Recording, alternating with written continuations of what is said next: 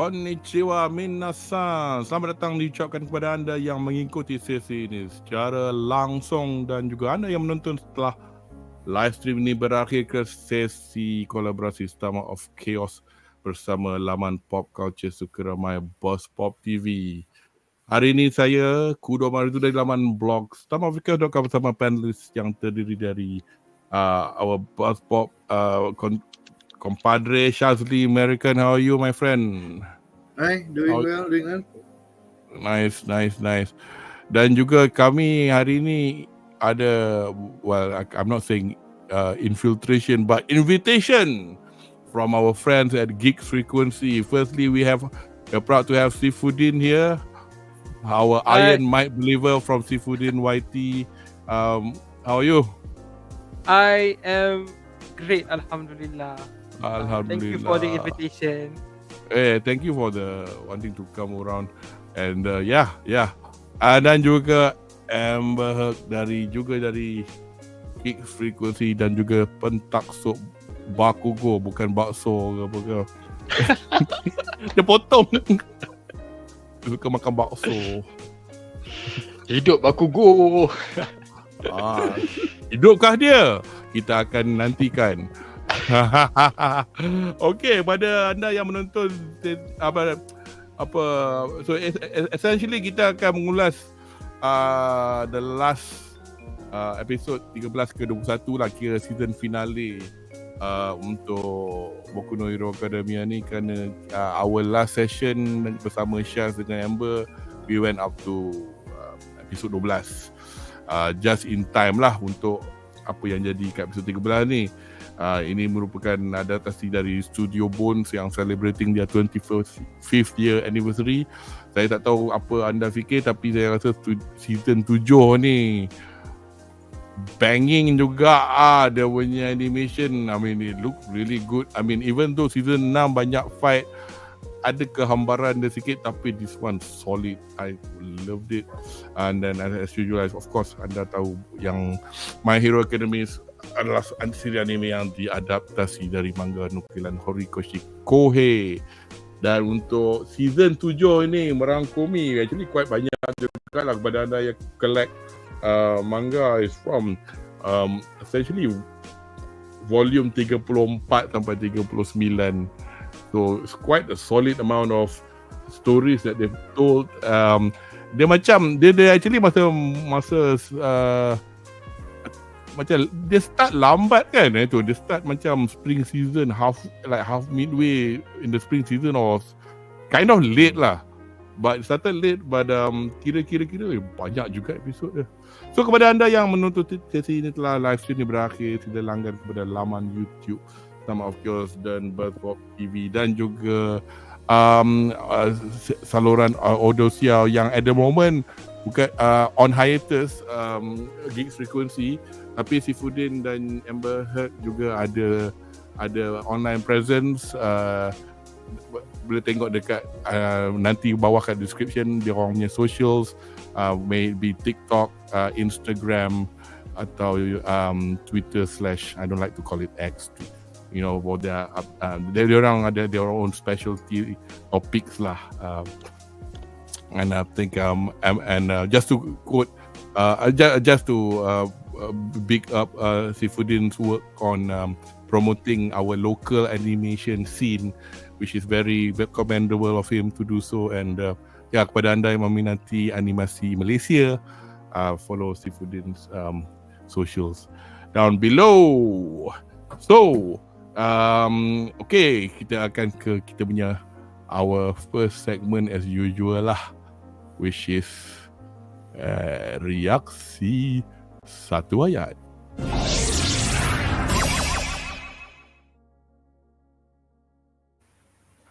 Yes, that's my favourite burung. Kau ingat tak masa bila Tokoyami buat muka tu? Kau ingat? Waktu ni Kemi datang ya, dia tukar Hawks jadi tu. Macam muka dia, aku pun tak expect dia lukis macam tu. Bangang. Actually, okay lah. Reaksi saya dari saya pretty much saya dah cakap dah tadi. Saya betul-betul impressed, especially episod-episod terakhir ni dari segi satu animasi, presentation, pacing. Ni bukan cakap general je, memang betul. Saya dah baca manga dia, tapi masa baca manga tu mungkin saya baca rush dan membuatkan saya sakit kepala, tapi tengok was much better.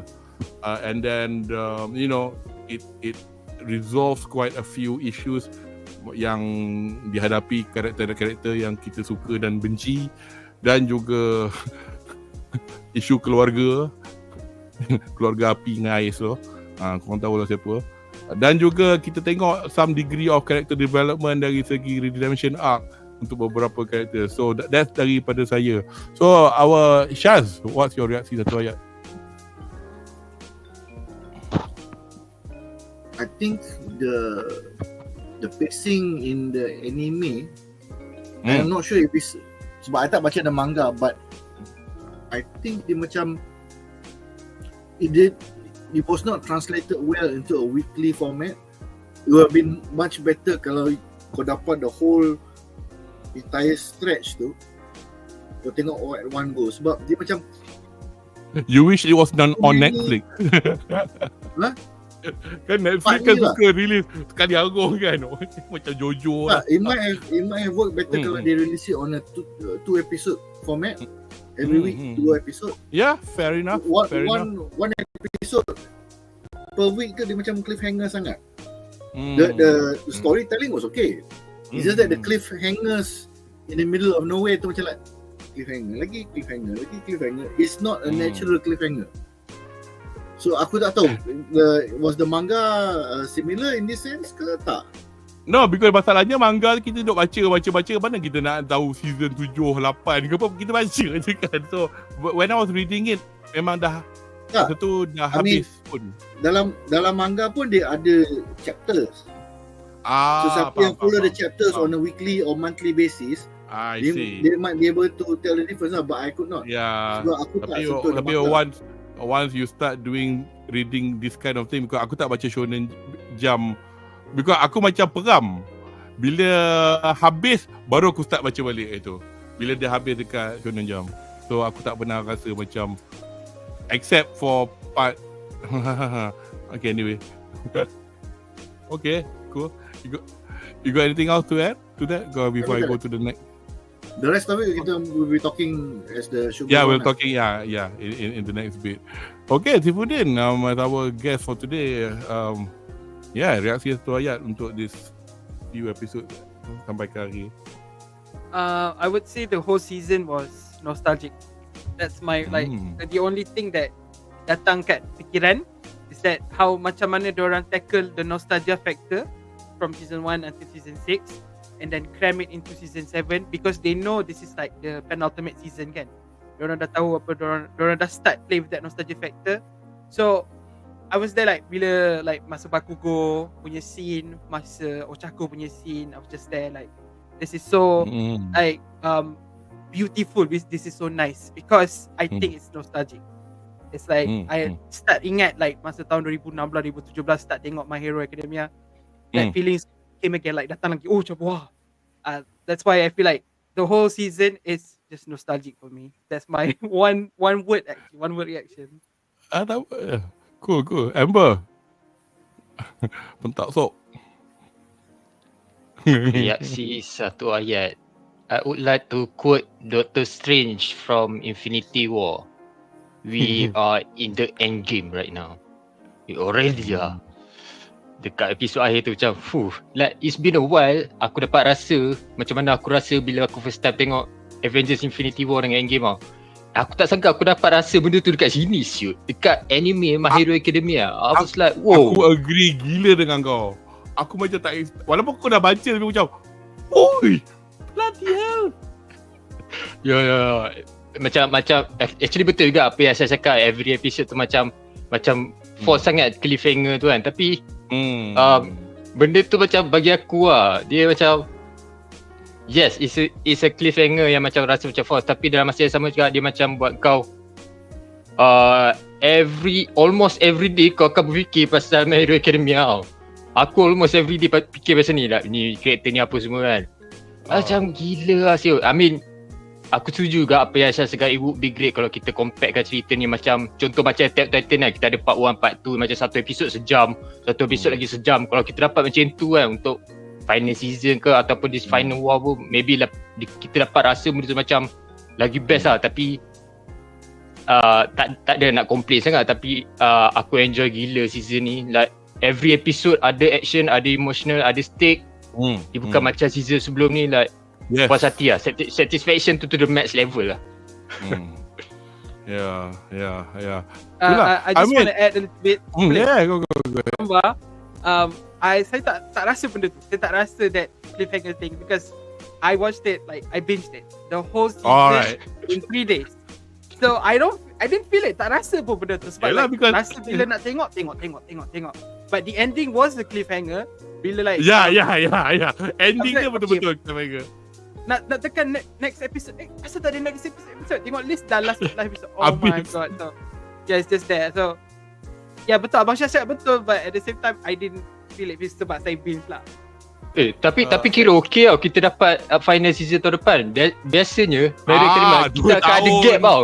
Setahun 2 tahun baru kita dapat next season. Ini terus tahun depan dapat macam wow. Aku rasa pasal kita dah habis. Yeah, maybe yeah.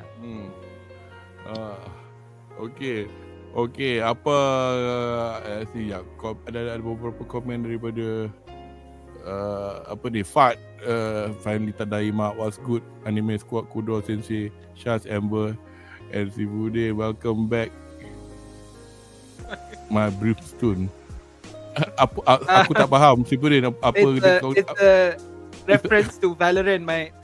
Saya main game nama dia Valorant. Valorant. Ya, satu character nama dia Brimstone. Okay. Reference maybe. Tengok ni. Sebelum tengok Liverpool kena bantai layan tulis dia. Sounds about right.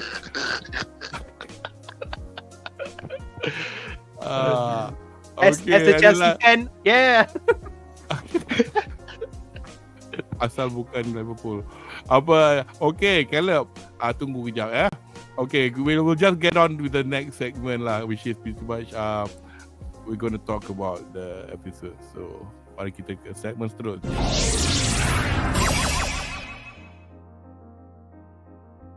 Okay, right. So, essentially, macam I suppose kita nak borak santai je lah.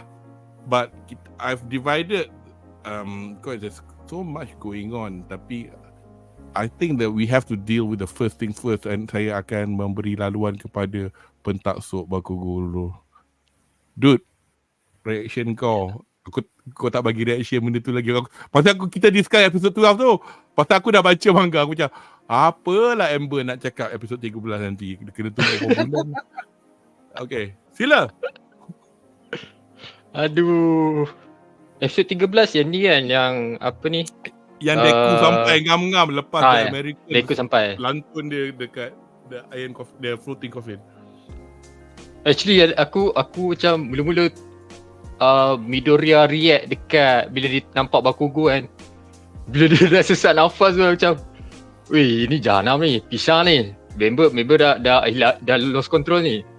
Lemillion pula boleh ada kat situ. Aku macam, aku tak terfikir Lemillion ada kat situ boleh naikkan balik semangat dia. Siut. Aku macam, okay. Benda macam aku tak expect juga macam Midoriya boleh boleh calm down balik benda tu. Dia boleh like berfikir dengan tenang balik macam mana dia nak coordinate dia punya power apa semua bila nak fight Shigaraki semua. And then bila dia keluar dia punya quote, the only quotes yang kita tak dapat tengok lagi sepanjang 6 season iaitu gear shift.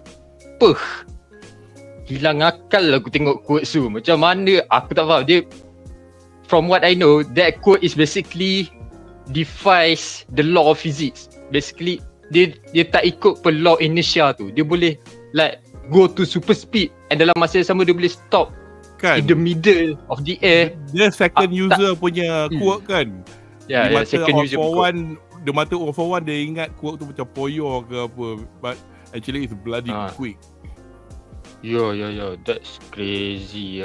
And then kalau tak silap dia sampai like 120% one for all waktu dia bantai Shigaraki. Tapi bila fikir-fikir balik, Deku punya lah all out gila-gila. Tapi Shigaraki dia tak guna langsung quote dia waktu lawan dengan Deku tu. Kan because dia even kena Shigaraki, dia kena erasure tu semua kan. Macam, weh, kau all out tapi kau still tak boleh bunuh Shigaraki. Aku macam, lepas tu like Shigaraki tiba-tiba dia jadi macam like dia macam tukar kulit ke apa tah. And then at that time dia Shigaraki, Shigaraki the real Shigaraki keluar dekat All for One lah. That was crazy tu. Tapi aku sebenarnya nak provoke, aku nak invoke reaction dari kau. Because aku ingat lagi masa at the end of our last bedah dalam Kau Punya Harapan, biarlah Bakugo mati. Reaksi please. Tapi benda ni I mean we still don't know lah. We still, even though dekat final episode ni macam tapi they were still, even though dekat final episode tu dekat credit dia tunjuk cut All Might dengan darah Bakugo tu. Aku macam aduh, tolong Tapi maybe lah, I mean kalau Bakugo hidup balik pun aku rasa it's not that bad I think. Tapi dalam masa yang sama macam apa yang aku rasa dekat episod 12 tu macam sia-sia lah agak. Chat senyap ya kalau pada anda yang dah baca manga tu, jangan bagi tahu kalau kita kat sini nak try anime only. Shaz, what are your thoughts?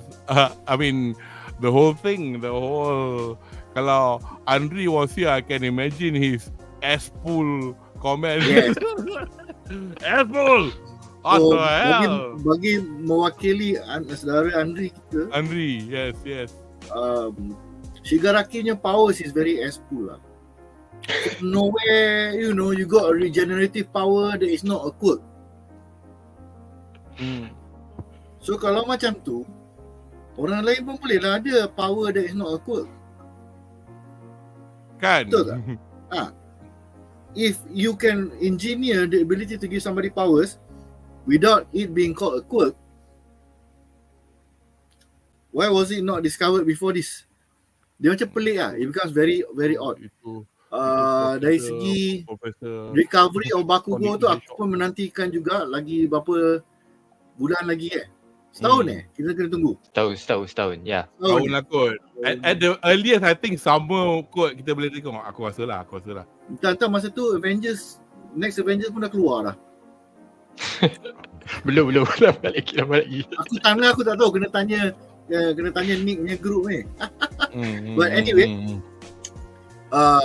I think the fight overall was very good. Up to that point, you can see that they saved the best quote to the last lah. Macam it's like, and it only makes sense for him to learn it towards the end. Sebab it is so strong such that dia punya the quirk punya user dia tu, dia tak nak reveal himself. You're not ready to learn this yet. Because if you start learning early on, you become over reliant on that quirk, so you don't get to understand the rest of the quirks tau. There is a danger of that happening lah, or potentially also because quirk tu sangat dangerous. So the quirk user was thinking bagi dia belajar yang lain dulu, get all the lessons he get from all those other quirks, continually powering up, baru dia boleh ajar, now you're ready for this.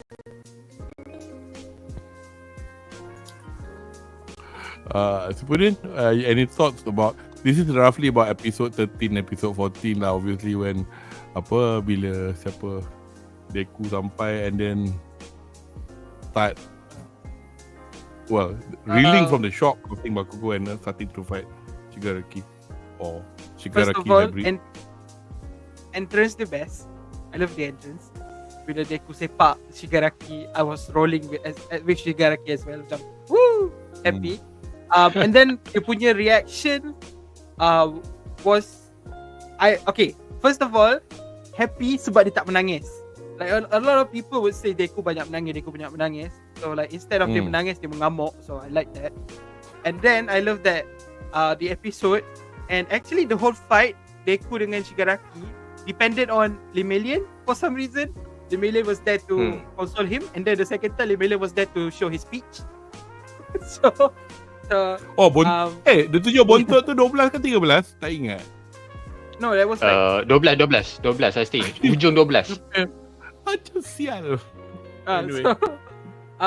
But overall it's a very good fight in my opinion. Antara dua orang tu.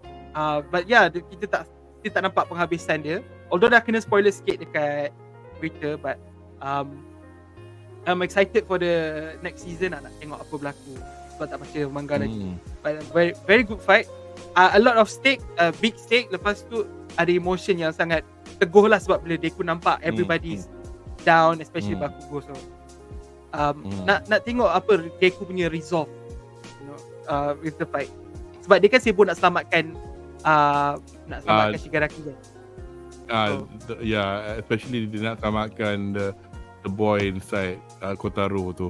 But the thing is also, I mean, as much as aku tadi macam singing praises for this last few episode, but I think satu segment yang aku rasa macam got a bit bored, bored, I guess. This bit I kind of like agree with Shaz. I wish at that time masa tengok tu aku boleh binge terus, because after that I stopped watching and then I only watched, literally I watched it this week to finish it off before we did this bedah. This was the bit at the hospital masa the heteromorphs were tengah laying siege to the central hospital pasal dia orang nak bebaskan Kurogiri kan. Shazli, you got any thoughts on this bit of it? This was a bit where whether or not anda ada mempunyai pendapat tentang how organized or how disorganized the Paranormal Liberation Front at this. Aku rasa macam tak ada organisation langsung, macam mob. They look like a mob anyway, because they actually, the writer very nicely sum up what a mob does and how easy it is to manipulate an angry mob. Jadi sama dengan witch burning trials dekat Salem zaman dulu kat Amerika tu. The rest of the world bila dia orang ada witch hunt kan. Jadi macam ni lah. The mob akan beramai-ramai datang. Lepas tu there will be one or two rebel rouser duk menjerit. Then things will start to move. We've seen it in politics, in real life. Kat Malaysia pun ada, boleh-boleh kat jalan raya. We've seen it in the rest of the world. Kita tengok political hostile takeover, military coup pun ada. So all of this kan, essentially it comes down to two things. A group of people who want to take action but do not know what to do. And then you have a few people duk menjerit, we need to do something. People akan ikut. Because manusia ni lah, bukan nak kata kita semua ni bodoh ke apa ke, but it's easier for us to do things which are stupid to an outsider bila kita buat beramai-ramai. Cuba kita gelak seorang kat padang, orang kata ini gila.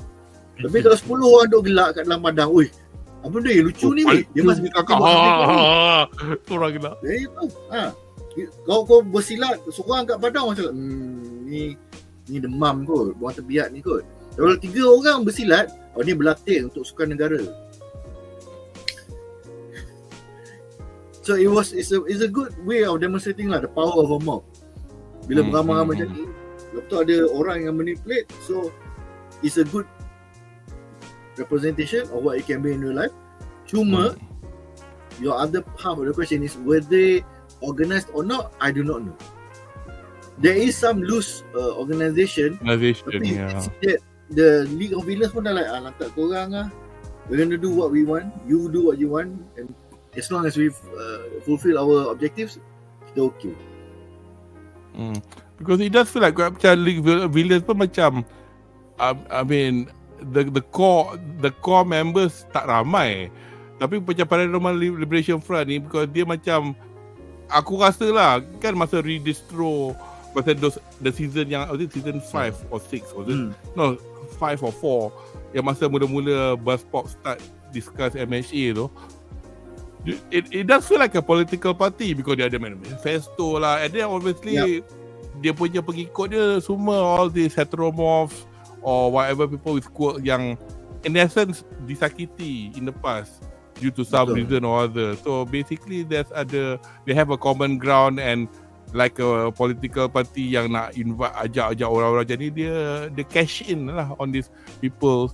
I mean, actually nak kata the villain punya gang tak ada this factor pun. Well, look at Himiko Toga, Dabi and Spinner. Dia orang punya disakiti tu obviously different, tapi macam it all starts because of an event in their their lifetime actually. So I mean, Sifudin, you got any views on the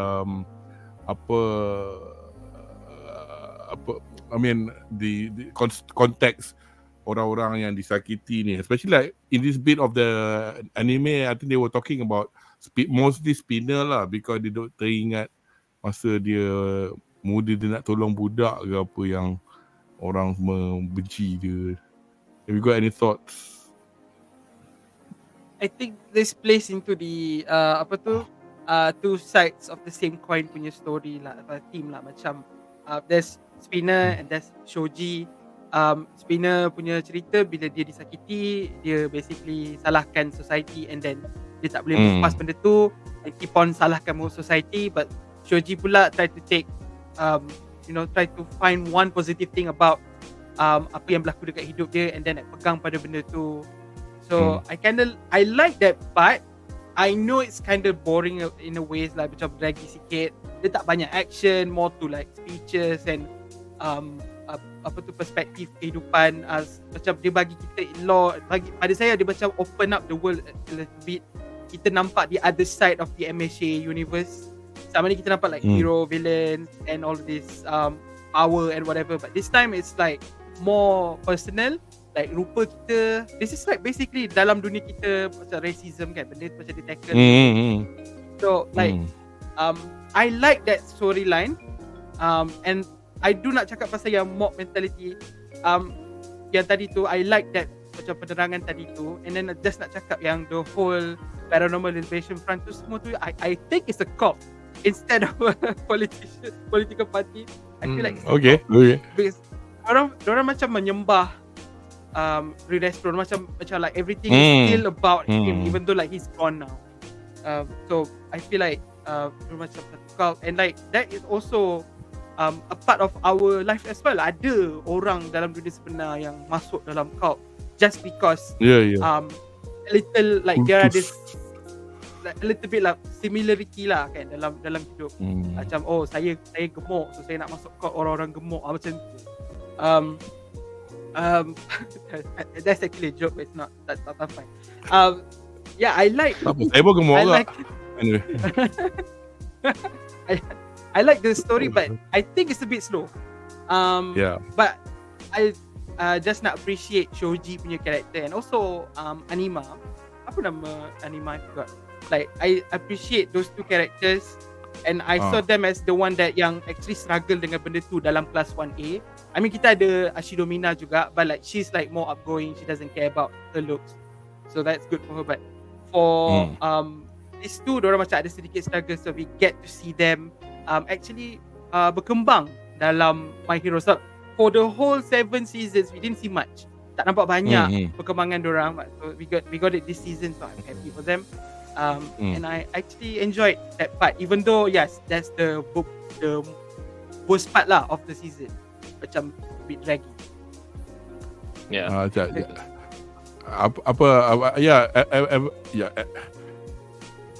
Amber ada apa nak tambah? In the meantime, aku nak tunjuk ni saja. Ni anima apa nama dia, Koda. Oh ya, Koji Koda. Aku nak just tambah sikit je lah, sebab korang semua dah mention benda ni. Benda sama je. Aku pun setuju juga part draggy tu agak slow. Dalam waktu yang sama kita dapat explore juga, sebab sebelum ni kita dapat explore sangat sejarah-sejarah like this Hetomorph punya sites kan. Baru episod ni like dia campak dalam satu episod semua benda kan. Rasa agak draggy, rasa agak slow, tapi aku appreciate benda tu. Macam kita dapat kita tengok anima waktu tu, aku tak sure lah sama ada dia Cool Awakening ke apa, waktu tu dia tiba keluar tanduk kan. Maybe dia Cool Awakening juga. Aku suka juga benda tu, finally dia dapat something new. And then okay, aku macam ada satu benda yang macam aku tak puas hati sikit lah. Like actually episod tu kita boleh tambah baik episod tu dengan kehadiran Stain tau. Sebab episod tu like obviously kita nak tengok story spinner tu berkembang macam mana. Kalau kita dapat Stain involved dalam that conflict, aku rasa story tu akan lagi best lah sebenarnya. Tapi at the end like season 7 ni aku rasa sekali kot dia muncul ke 2 kali, tak ingat lah rasanya. Macam agak All Might je. Ada lagi satu yang waktu dia macam atas bangunan dia tengok Todoroki dengan Lida nak pergi ke Dabi tu. Oh ya. Sekejap itu je macam aku macam tak puas hati benda tu. I want to see more Stain lah dalam ceritanya, especially dekat waktu spinner tapi tak dapat macam Tapi aku suka bahagian kita kata dia je ya. Stain Sorry. Sebab tengok akan season 2. Okay, go on. Tak, aku just saying kategori dok cakap yang mulut dia tak, dia ingat tak ada mulut tapi dia bawa dagu. Sorry, I mean what you're saying is more important. Go ahead. Sorry. No, it's just like I told you, I spoke about nostalgia kan tadi. So it's like that moment when Stain tengok dua karakter tu untuk samakan basically the whole family kan, nak samakan Shoto Todoroki punya family tu. So, bila Stain yang tengok that part, it's like it reminds me of season 2. Like call back to season 2. Sebab kan season 2 Ida nak bunuh Stain, nak kalahkan Stain, and then Shoto datang tolong kan. So I was like, now orang dia Stain macam acknowledge diorang punya heroism. So I like that part. Saya suka benda kecil-kecil ni, just for your information, untuk Abang Shaz dan Abang Kudo. I love these small details and I would like grab them and like hold them to my heart. That's me. And of course we need a variety of opinions and thoughts in dalam kita punya sesi ni pun. I mean, saya bagi divide benda ni jadi secara supaya nak membukakan conversation. Kalau kita dari awal saya macam pinpoint to very small points, kind of like nitpicky, and then we're going to be on for a million years. By the way, nak tambah sikit je lagi. Go ahead. Tadi seperti cakap pasal small detail kan. Ada lagi satu small detail kat episod 14 waktu. Ini kalau peminat Marvel dia perasan lah benda ni. Waktu spinner bila dia keluarkan dia punya skill yang merah tu kan. Bila dia dah penuh satu muka dia and then lidah dia terkeluar. Itu macam reference ataupun homage pada karakter Carnage dekat Marvel. Macam style. Carnage. Yeah. Okay. Next segment, I'm going to talk about kita nak divide lah. Let's see if this works. Okay, kita nak divide kepada satu komponen dalam episod ni. Saya dah divide dia kepada 3 main fights. Kalau daripada tu kita boleh nak dissect lebih-lebih sikit, by all means do so. Kita akan terus ke segmen seterusnya.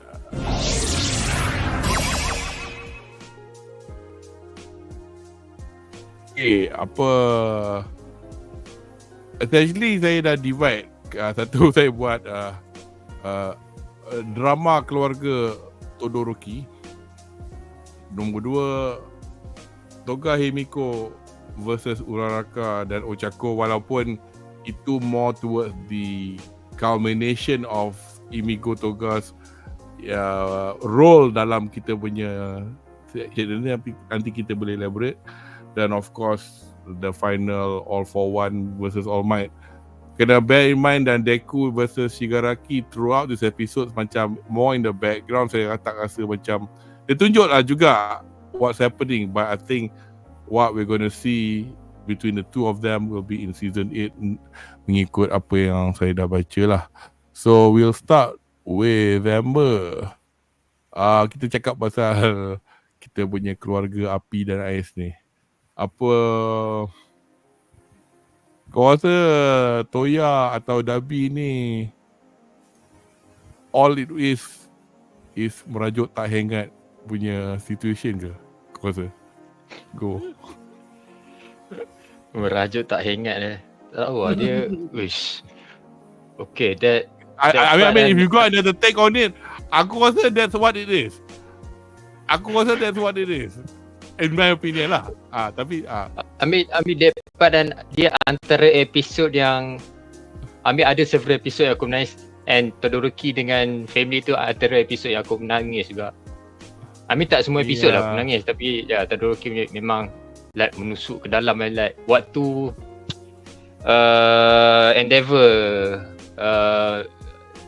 dia dah tak larat nak lari lepas tu dia terus confront dengan Dabi ada Dabi cakap apa ke dia cakap dad tu, dia cakap bapak ke, dia cakap Endeavor, dia panggil Endeavor je. Tengok ni, dia macam terus throwback balik waktu Dabi waktu kecil. Dia cakap benda kan? sama. Dia So, buat macam tu macam- kan. Ya benda tu. Macam wah. Aku waktu tu tak sure tau. Dia macam Dabi dah waktu tu dia dah macam dah satu tahap dia dah terlambat lah. Tapi waktu tu juga dia sedar yang sebenarnya benda ni actually simple je sebenarnya. You need just to confront the family. Kau tak perlu pun buat to the extent sampai nak letup satu dunia kan. Benda tu simple tapi benda tu dah terlambat. Dia pun kita ada cakap pasal benda ni lah, yang waktu pas live session pasal Merican macam mana Dabi boleh buat power macam Todoroki tu kan, yang macam fusion ice dengan api tu. Tapi Dabi tak ada berkuasa ais tu kan. Bila fikir-fikir balik, I did some research lah, like asal kuasa api dan family Todoroki tu dia warna merah, and then warna biru tu is Dabi je boleh sampai ke tahap tu. Basically api kalau warna biru dia punya temperature dia lagi tinggi daripada api warna merah. So basically basically Dabi dia boleh like gunakan dua-dua jenis api dia. So like bila dia gunakan dua-dua jenis api tu sebab dia jadi warna purple tau kat tengah tu. Aku baru perasan benda tu. And then waktu tu juga siapa ni Endeavor cakap yang aku pun tak expect benda ni, Dabi boleh sampai tahap ke awakening dalam keadaan yang macam tu bila dia tiba-tiba keluar ice dalam badan dia. Macam gila lah benda tu. Like Endeavor dulu punyalah beria marah maki hamu si Dabi waktu kecil. Kau tak ada kuasa ais, kau jangan main api. Sekali bila dia dah sampai tahap ni baru dia keluar benda tu. Macam sedih ke benda tu bila fikir balik. And then bila family dia semua datang balik, itulah rabak. Itu memang rabak rabak gila. Serius aku tak boleh go benda tu.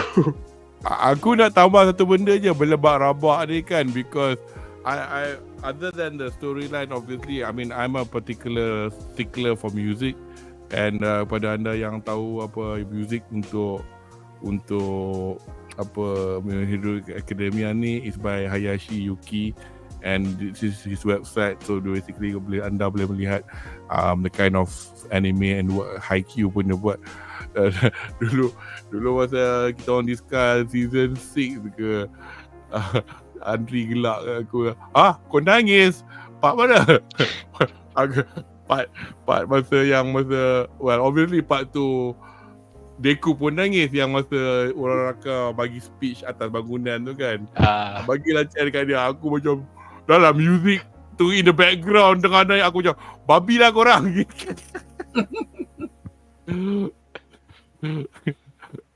Anyway, Shaz, you got any thoughts on this the Todoroki family dynamics? I mean, other than the fact that Toya / Dabi, my opinion, merajuk tak ingat. Then we got the character of your favourite teacher Endeavor dengan dia punya tekan minyak kereta bla bla. Tapi dia jenis kau rasa dia degil lah. Dia bangsa degil punya orang. Very stoic, very firm, very stuck to his ways. Sampai can't see the wood for the trees. I mean, what are your thoughts on this fella? I mean, do you think he did right at the end of the fight with his son? Amber Heard dah sembang about the emotional part lah, where they orang dah how do we put it, the reunion and all that.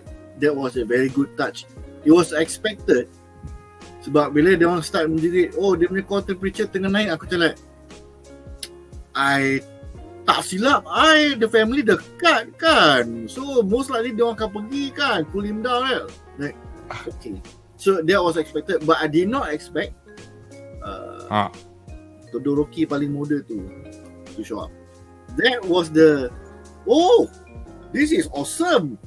And the fact that Ida dengan his engineer sampai to the point where engine kaki dia kan almost like terbakar or something. Just like aku dah tak boleh buat apa dah, jalan lah, kau pergi je lah. And he flew with the fire and everything, so that was beautiful lah. That was to me actually the unexpected part. I thought that he will arrive after the fact that mungkin the brother dah jam ke apa ke. But yang aku paling suka is the fact that Endeavour was wrong from the very beginning. That dia tak sangka anak dia, that Dabi already has an innate ability that is higher than him. As Amber had mentioned tadi, sebab api dia boleh sampai biru. And that is something that Endeavour cannot achieve. Essentially what kenapa oren dengan biru ni kalau dari segi sains it is because of pembakaran yang tak lengkap. You don't have enough oxygen. Kalau siapa yang ambil khusus sains dulu, dia ada penunu Bunsen tu. Yup. Dia akan ada satu gap lubang situ. Yup. Dia boleh bantu udara masuk. So when gas dengan udara masuk burn together, you get blue. Blue Oh yeah, blue. Yes. Kalau you tutup the hole, it become orange. And the highest quality of fire, tak silap saya, dia akan burn sampai you tak nampak api tu. Ya, biru. That was not biru. displayed. That was not displayed with Dabi punya ability. But the simple fact that his fire became blue is it shows that he was himself gifted with a different power level. So bila campur dengan the awakening of the mom's ability, the little bit of the ability inside him, he achieved the level that Todoroki was able to achieve lah. Cuma kita boleh nampak satu kesilapan mindset Endeavour kat sini lah. Dia tak nak achieve a singular person becoming the number one hero. He never thought of the fact that you can have the tag team hero and end up being better than All Might. That was something that he never considered lah.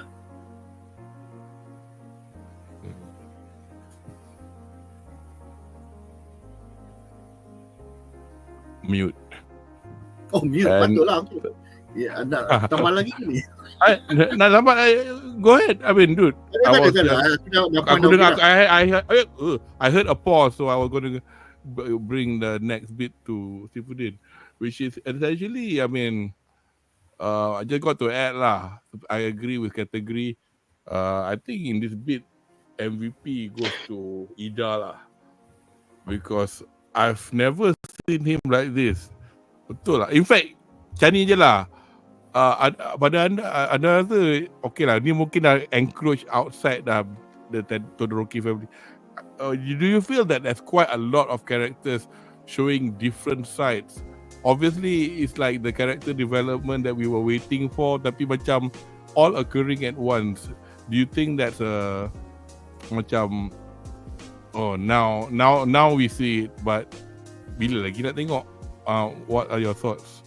You know, for example like Ida dan juga karakter-karakter lain lah, nanti kita discuss macam Ashida ke nak cakap pasal Ida dulu, because Ida, the moment with Ida and Todoroki is actually a callback again for season 2.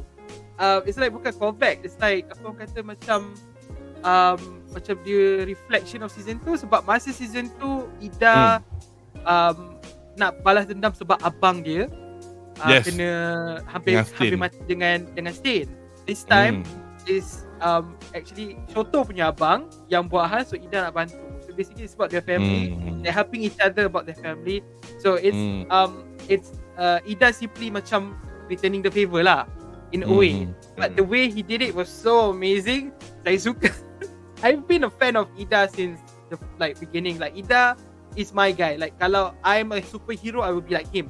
Stickler for rules, and like I'll probably be like macam ketua kelas and something. Yeah, I'm like that. I am Ida.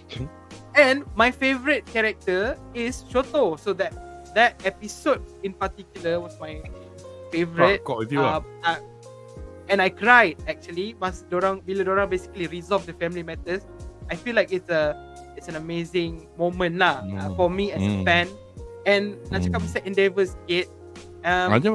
And Endeavor punya character development is also actually like one of the best in my opinion, sebab masa season 2 tengok dia first time masa dia jerit Shoto, kalau ingat lah masa dekat stadium tu, I hate him.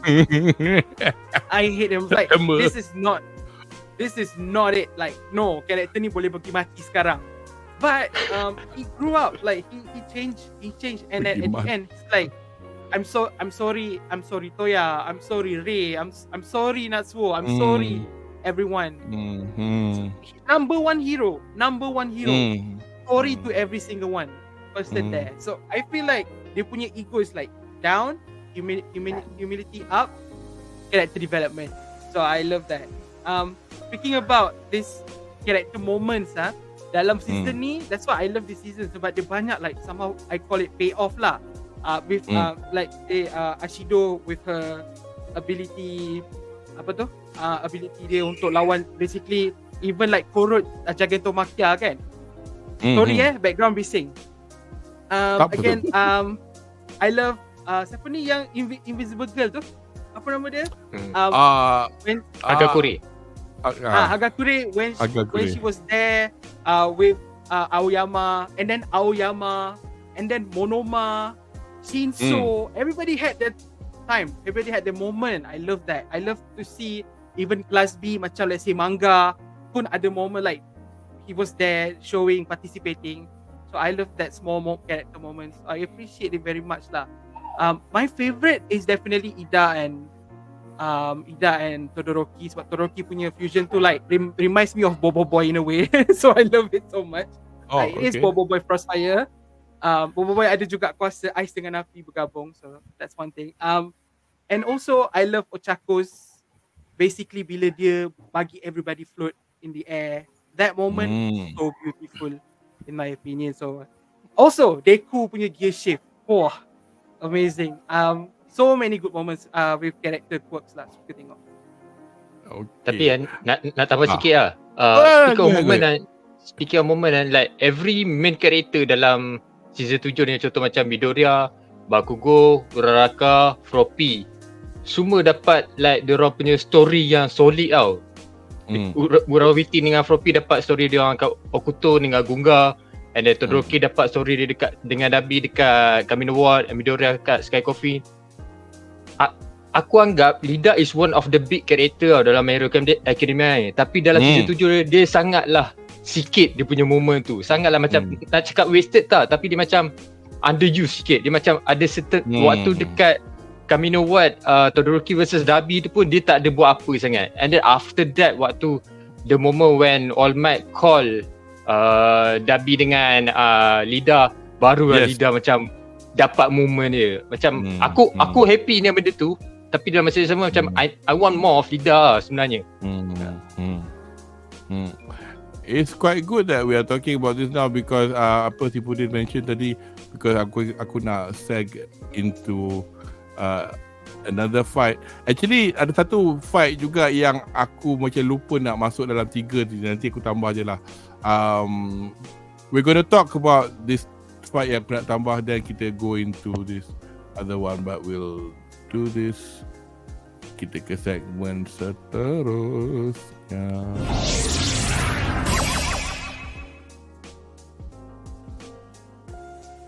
Segmen yang macam fight yang aku kind of forgotten lah.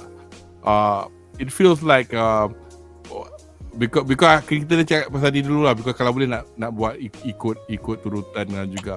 Kita duduk cakap pasal Mina Shido kan, dengan dia punya geng. Masa tu ada obviously nak jaga, nak lawan dia orang ni kan, nak make sure Gigantomachia tak lepas kan. Is that where they were at? Yeah. Have you got any comments on that, Shaz, with regards to that segment of the fight? Because go ahead, sila. That was a time when Red Riot dengan Ashido punya fateful reunion after he failed to protect her long ago. That is when he redeemed himself lah. when dia save her towards the end, dia dengan Gigantomachia juga kan. The first time dia orang they paired up in a field on the field yang combat. So that was his redemption tu satu. But kedua is the fact that we see for the first time Ashido she overexert herself to the point where dia hilang colour pink tu tau. And that was for her an indication that that is macam kalau kita habis semangat dalam exercise and anything, kita muka pucat. Her skin returning to normal skin tone was her version of becoming overly fatigued lah. So aku rasa this payoff was probably influenced juga by the fans yang suka these two as a couple. So that's why dia pair these two jugalah, both in the sense of their ability and the fan punya appreciation of them as a couple. Amber, any thoughts on segment yang I kind of forgotten to include, which is kau rasa Shinso dah did he turn up in time tak? Because the fact that he could imitate all for one's voice because at the moment diorang tengah lawan somebody with some gadget or something to try to influence Gigantomachia. Have I got this right? Aku dah ingat tak ingat, because part ni aku macam tak pay attention sangat masa aku tengok. Actually benda tu okay, like waktu first time kita dapat introduction dengan Gigantomachia waktu season 5, I think, waktu diorang introduce Gigantomachia tu, waktu My Villain Academia punya arc, and then waktu season 6 baru kita dapat tengok Gigantomachia punya power level macam mana. And waktu season 6 tu aku ingat Gigantomachia ni macam dia tak ada akal tau. Dia tak ada akal, dia tak ada fikiran, dia just like an animal yang digunakan oleh All For One. Dia tak ada perasaan apa semua kan. Tapi bila season ni, episod ni, ya waktu Shinso, Gigantomachia, Kirishima, Mauledi semua gerak Gunga Villa nak bantai All For One. Bila All For One attack, okay, basically waktu tu Gigantomachia dah under brainwashing Shinso lah waktu tu. Okay, aku faham lah macam mana Gigantomachia nak tiba-tiba balik batu besar dekat All For One kan. Okay, aku faham tu. And then bila All For One balas attack tu balik dekat Gigantomachia, so basically waktu tu aku faham yang Gigantomachia dia dah brainwash punya side effect tu dah hilang. Tapi waktu tu dia tiba-tiba bercakap All For One tinggalkan dia apa semua, tiba-tiba dia menangis. Yes. What the hell? Kan kau rasa kesian kat dia. Dia ada perasaan siut. Dia bukannya bodoh apa. Aku ingat dia Titan, macam kat Attack Titan tak ada perasaan lagi macam tu ya. Bro ada perasaan siut. Aku macam ada waktu tu dia rasa betrayal tu. Dia rasa macam I'm not with you anymore. I'm gonna fight you. Macam that was kinda unexpected juga benda tu. Aku suka gila benda tu. Betul. Apa apa ni? Zibudin, your thoughts of this segment of the fight, walaupun karakter dia tak that character first season yang basically hampir bunuh Bakugo, basically the cause of My Hero Academia story to actually begin. That villain is back. Yeah, and then he died. Yeah. Excited gila bila Shido macam masuk tangan, dah bye-bye, and he's dead. That's one thing I remember lah. And then the Gigantomachia punya situation was also very, orang kata memang curveball lah. Curveball yang tak disangka-sangka sebab fikir habis lah. Jadi confirm Mauledi meninggal lah ni. Goodbye Mauledi, RIP dah buat dah dia punya posting kat social media. Dia lawan dengan tu pula, dengan All For One. And then adakah dia mati? I think like macam berdarah Tak, dia- badan dia like Dia injured teruk lah. Injured lah. But yeah, that was actually very that is what we call plot twist. That's something yang kita tak expect langsung, and I like it. I like that the fact lepas tu Mau Lady di Gigantomachia dengan siapa nama burung tu? Dark Shadow. Tokuyami. Dark Shadow. Diorang macam bantai that moment, and then masa tu macam bayangkan lah nanti ada All For One akan keluar pusing-pusing dengan apa tu gear ke macam Attack on Titan sebab voice actor Levi kan orang sama. Yes. But then happen, but yeah, that was actually macam orang kata sleeper side of the season lah. Macam tak berapa interesting at the beginning, macam tak ada berapa interesting. Diorang pun tak nak lawan sangat. And then it turns like it became good lah bila ada involvement One For All tu. So it was nice lah to see Gigantomachia actually was a real person. Dia juga seorang heteromorph. Kita kan dah bincang pasal heteromorph tadi. Yeah, heteromorph as well. Yeah, tapi dia besar je. Okay, since you are on the screen now, aku nak macam masuk terus lah. Because aku nak masuk ke, because just now you mentioned it at some length.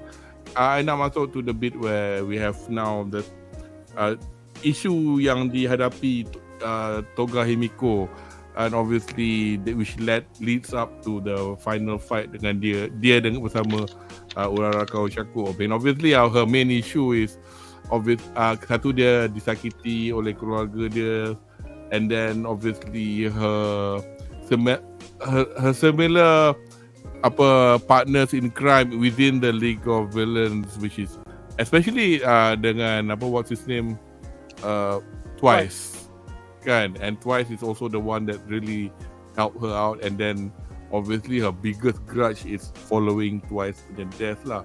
Tapi interesting, aku tak ingat dalam sebelum fight Ochako tu Toga tak lawan sangat dengan Hawks kan, because Hawks was with Tokoyami lawan All For One kan. Yeah. During this bit. Yeah. Tak kan? But anyway, your thoughts. I mean, obviously he had her trump card, which was the blood of Twice, and created this horrible. I mean, I thought kalau betul tak ada siapa perasan memang, atau fikir cara nak handle ni memang. Yeah. Anyway, your thoughts actually pasal Toga dengan dia punya apa Dead Man's Raid. Yeah, Toga dia tersakiti, but kalau fikir balik dia dengan Dabi it's like almost similar. The story is like diorang tak cukup kasih sayang family lah. Toga mak bapak dia actually cakap dengan dia, kita orang tak nak anak macam kau ni bukan anak kita orang. Drama pukul 7. Yeah, that was horrible for a little girl to hear lah kan. So I think kita dah faham lah kenapa dia jadi macam dia jadi. But the whole time kita tengok Toga from season 2 until like last season, it's like Toga was actually just playing around. She was just like, saya join League of Villains ni sebab saya boleh hisap darah, happy. But now in this season, she actually wants to become a villain, and she did. So that's what I actually like about Toga punya character. And then within the season as well, she actually went back to herself lah. That part masa Toga cakap, after all, I am the cutest. I have the cutest smile in the world. And then he hugged Ochako, and then she basically died. I actually cried because I think it's a beautiful ending for a very messed up person. Yeah, very messed up person. Yeah. Very. And then it's also very, very, very, very unfair.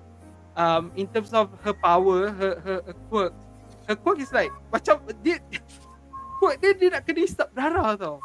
So what is the solution? Like I was thinking this masa tengok, fikir like, okay, kalau somehow Ochako was there when she was little, Ochako was her friend. Like sampai bila Ochako nak biarkan darah Ochako dihisap oleh dia? Faham tak? Mesti like what is the solution? there should be a way, like she could be a very good hero, kan? But it's a bit dark.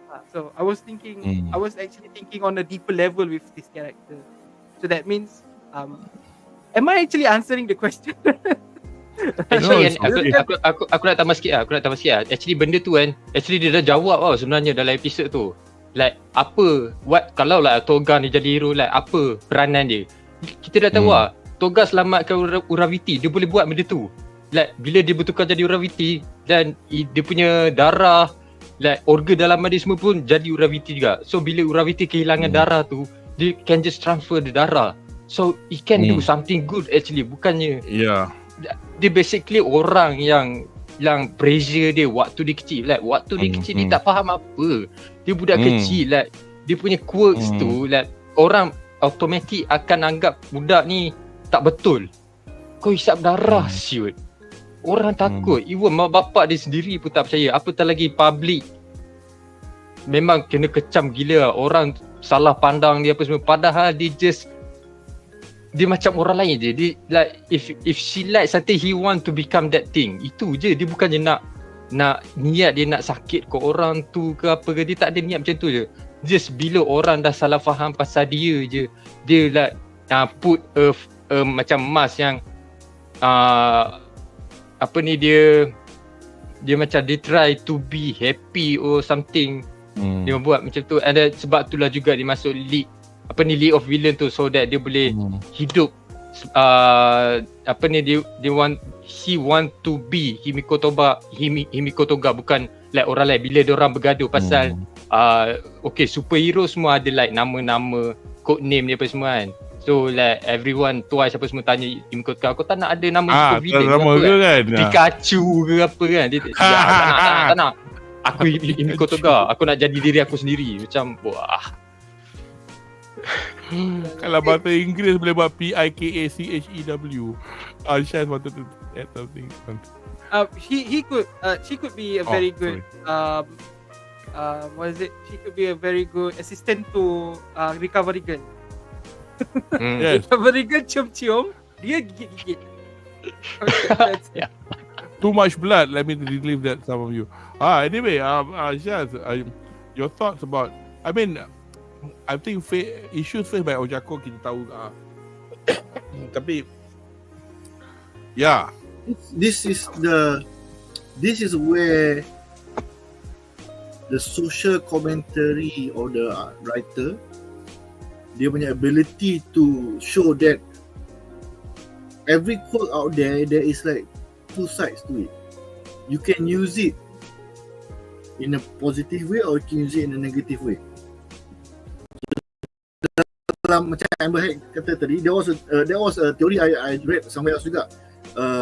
You have Facebook groups and all this kan. Dia macam like she can absorb someone punya blood, become that person, and then dia boleh transfuse out dia punya blood balik. Because she has more blood in herself at that point of time lah, of course. So dia boleh bagi macam emergency help kepada orang yang ke accident, orang yang ada suffering from tak tahulah blood disease ke apa ke. That is one way she can rescue people. Itu satu. Kedua, the writer showed that in the end your biggest enemy is the lack of understanding when it comes to bila benda-benda quirks ni lah. Because that everybody tak faham dia punya quirk, kan? So they begin to fear her. Whereas you can show that, okay, if you really cannot control your urges, contohnya, just take a bit of the blood. Don't suck sampai dia dah macam burung tu kan, dah terhoyak-hayal lah tu, mati on lack of blood. You cannot help it. That is something that you have to learn how to live with. Macam is telling us juga lah, kita semua pun ada juga negative sides that we don't want people to know. Like we do not know kan, aku ada benda pelik-pelik, aku tu ada benda pelik. Those are things that eventually as we grow into well-adjusted adults, we learn to cope with them and buat dalam without menyusahkan orang lain lah.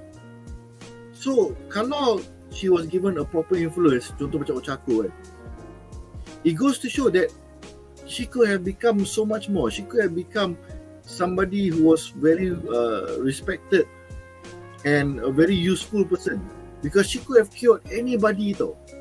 She could have saved anybody at a cost of her life.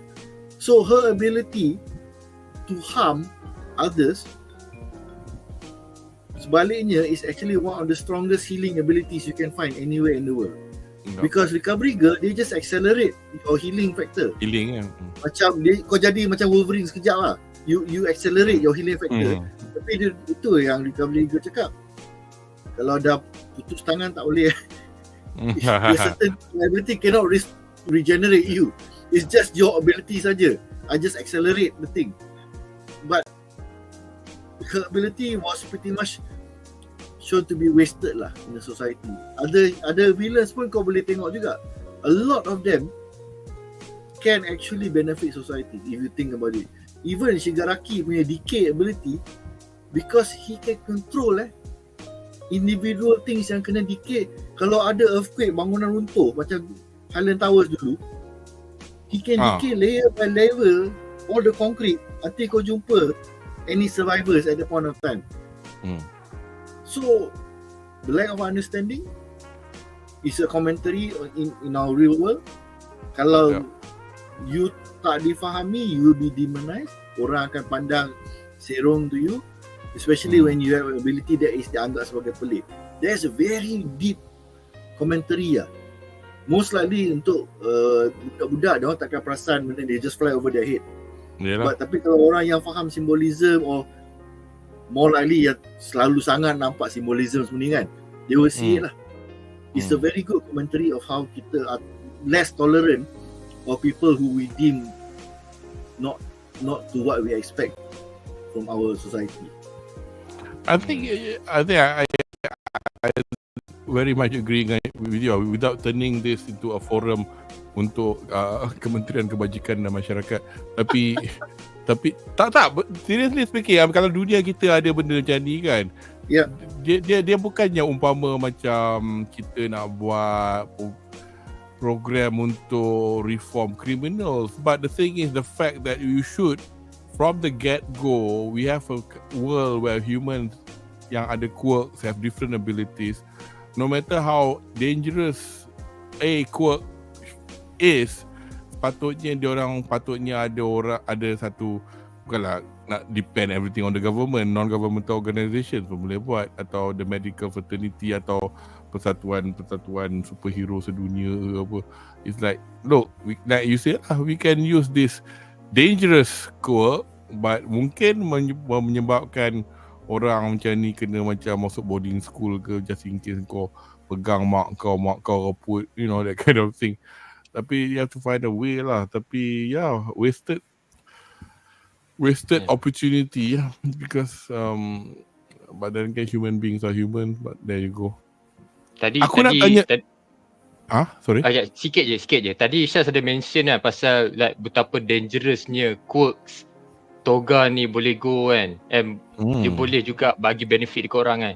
Ada satu point kat dalam season ni bila Hawk sendiri kot cakap, Hawk ke All for One, rasanya All for One kot cakap dekat Hawk ni semua salah kau, kalau kau bunuh twice, yang betul-betul bunuh twice, benda ni semua takkan jadi tau.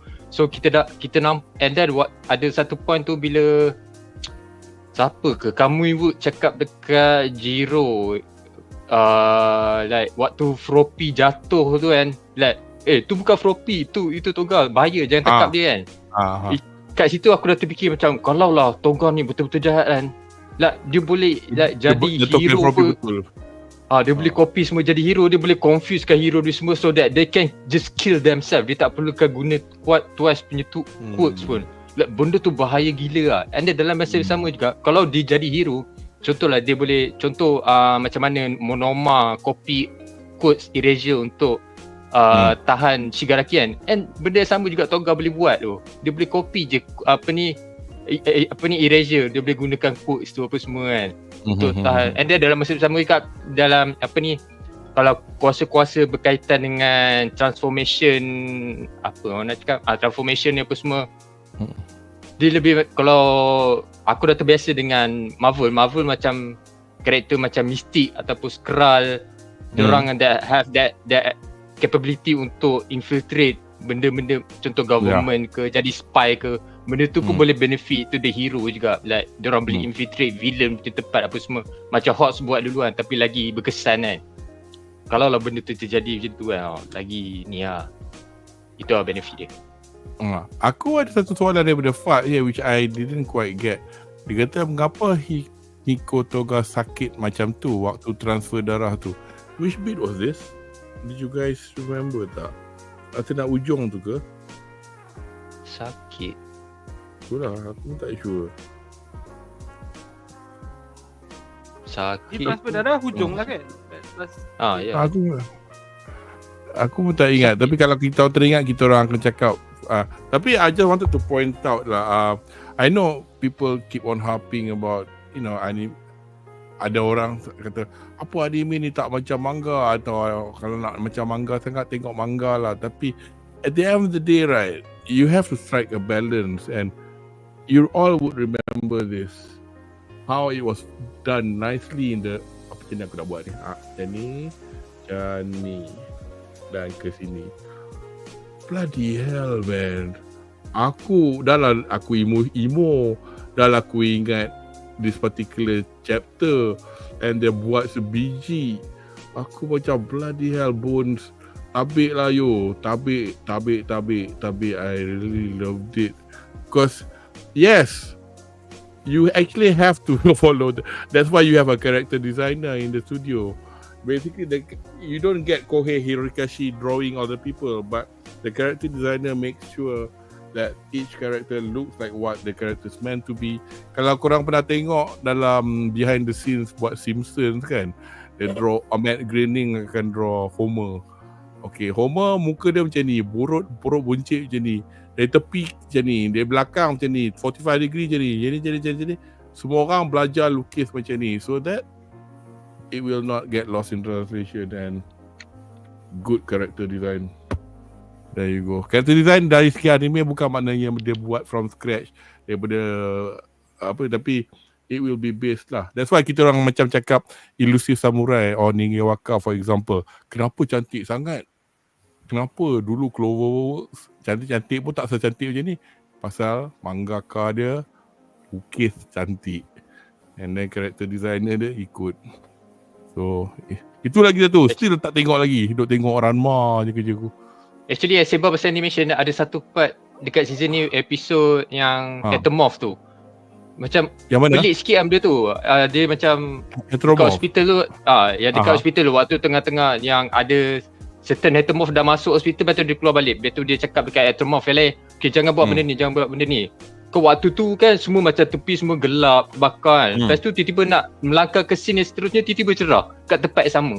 Aku macam kenapa tiba-tiba animation dia bertukar macam tu? Lepas tu aku tak ingat. Lepas tu aku macam, aku tengah bosan, kerana aku macam tak pay much attention. Aku looking forward for the later fight. Tapi I think the third set of fight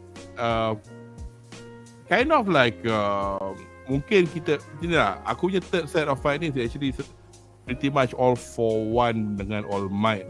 Tapi dalam ni kita tak boleh lupakan role of the likes of Tokoyami dan juga Hawks dalam mana dia try to stop All for One masa dia tengah mara ke hadapan, and he was getting younger by the fact that he was using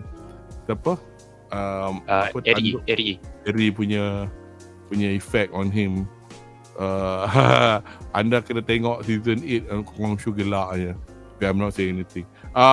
But yes, dan aku rasa macam, kau ingat tak the dynamics between all for all dengan the police officers, yang macam dia nak buat benda ni, dia orang tak tahu pun. Yang one for all is that, sorry, I'm going to face all for one. Dia orang macam, kau gila, dia orang tak tahu dia nak buat, and he's got all these plans behind him. Shall we start with Amber lah? Fight this, and then one thing lah, aku nak cakap all one for all, dia bergaya lah walaupun dia kurus keding tak ada kuah. Gaya Actually, dia smart tau. Suit dia smart gila tau. Anyway, go ahead. Itu memang heavy reference dekat Marvel gila kau lah siul. Korang tahu lah macam mana Iron Man 2 dia transfer dekat suit dia bila aku cakap pasal bukan suit besi dia. Suit dia punya collar putih, jaket hitam tu. Fashion. Okay. Go ahead. Yeah. Actually benda tu macam I think episode berapa ke dia macam ada macam siluet Iron Man keluar daripada tempat Sukauchi punya command center apa semua, dia bawa briefcase apa semua kan. Aku waktu tu aku tak tahu dia nak pergi mana. Aku macam okay biar. Rupa-rupa dia nak jadi Iron Man. Gila shoot. And then dia bukan setakat Iron Man tau. Okay, dalam Iron Man 2 dia Tony Stark pakai that suit dengan gunakan dia punya bag tu. Kita panggil suit tu nama dia Mark 5 tau. Okay, dia ambil inspirasi daripada tu satu. Nombor dua, kereta Hercules dia tu basically, and then macam mana like suit dia boleh like panggil macam extra weapon apa semua kan. Itu pula macam satu reference untuk Hulkbuster tau. Hulkbuster pun macam tu like bila satu tangan dia rosak, okay, ganti pula tangan baru. Style gila lah. Lepas tu dia punya siluet dia apa semua, itu memang Batman. Orang semua cakap itu Batman lah. Bila Omat buka mulut dia apa semua, tu memang gila siut benda tu. Mulut senyum dia tu aku suka gila.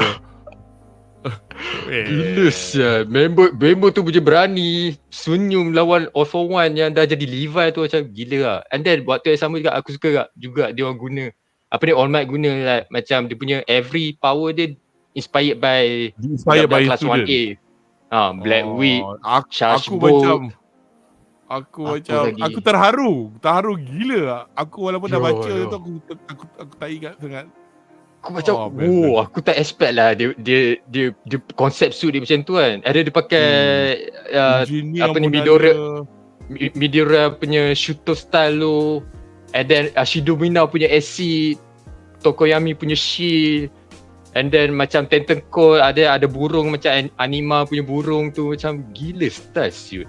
Aku tak expect lah dia boleh suit dia boleh jadi sampai macam tu. Tapi aku tak sure lah sejauh mana suit dia boleh berdepan dengan All for One kan. Waktu tu dekat final episode pun kita nampak macam dia dah injured kat atas, apa ni, bahu dah patah, rusuk dah patah apa semua. Macam how long can he stand lah? Adakah benda apa yang dia cakap waktu dia bertukar tu, bila season 4 Night Eye cakap, Alright, kau jangan buat benda ni, you will be apa ni, akan mati dengan cara yang teruk kan, gruesome death kan. So All Might pun dia macam okay, Night kita tengok adakah benda tu betul-betul jadi. Sebab dekat season 4 Midoriya, bila Night cakap kat Midoriya, okay, kau tak ada chance nak kalahkan Overhaul cakap dia tak nampak pun future di mana Midoriya boleh menang lawan Overhaul. Tapi at the end Midoriya boleh menang lawan Overhaul. So aku tak tahu, aku curious adakah future yang Night nampak kat All Might tu akan terjadi ke ataupun something else. Tapi nampak macam nak All Might untuk survive fight ni macam sangat nipis lah. Aku tak sure sama ada All for One akan terus bunuh dia ke ataupun just like paralyze dia ke, something ada dia terus gerak pergi Hierarchy ke. Sebab dia pun terkejar-kejar masa tau. Dia divine dia tu macam constant dia memang terkejar-kejar masa nak pergi kat Hierarchy lah. So I'm not sure how long All Might boleh bertahan, tapi I'm looking forward macam mana like ada weapon yang All Might boleh pakai untuk hold All for One tu lah. Looking forward for that lah. Yeah, Shaz, any thoughts on the Iron Man suit plus the inspirasi yang didapati daripada pelajar-pelajar 1A?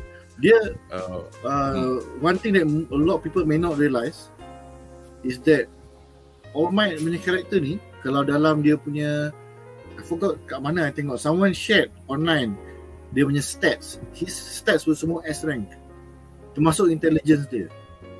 So sebenarnya dia ni adalah the ultimate form of Deku, the nerd. Deku was a nerd before he became, the hero. So dia tahu semua orang punya ability, how to use, when to use, against who, against what. Benda tu All Might dah tahu dalam kepala dia. That's why he simpan because dia remember All Might was there masa Class 1A punya training sessions tau.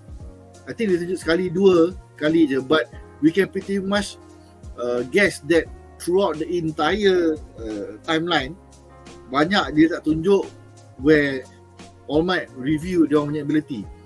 So with his high intelligence, bukan genius level lah, but high enough such that dia boleh take inspiration from all the students, and I can make this, I can make that, I can make this.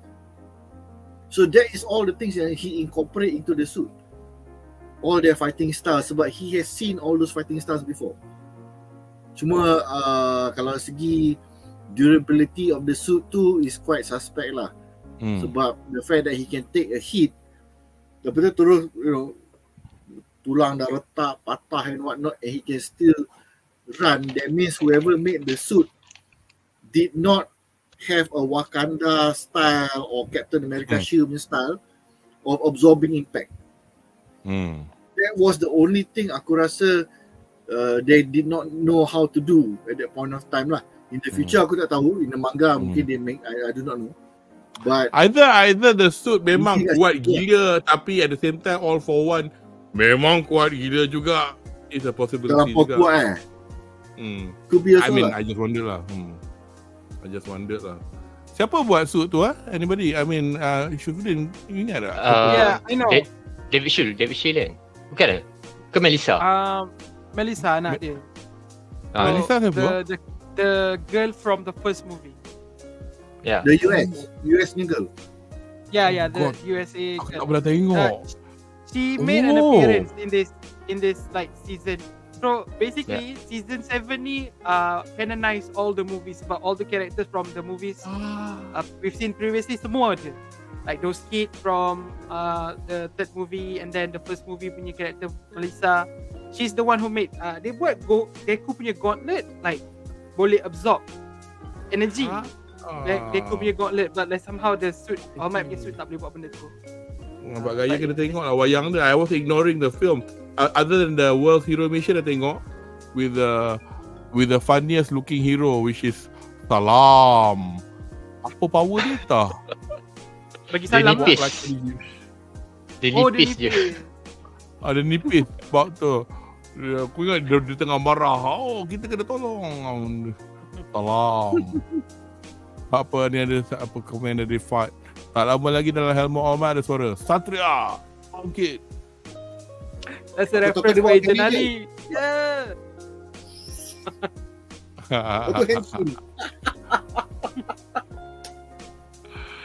Okay. Now we were talking about all the fights, and obviously the final episode book ended with a fight that nak cerita apa sangat pun, tapi dia betul-betul cliffhanger, abrupt jugalah. Let's watch this in the final season lah. Tapi kita akan ke segmen yang seterusnya where kita nak tengok apa satu aspek jugalah dalam saja dah nak tentuh je lah, which is the redemption arc for some of the characters. So kita ke segmen seterusnya.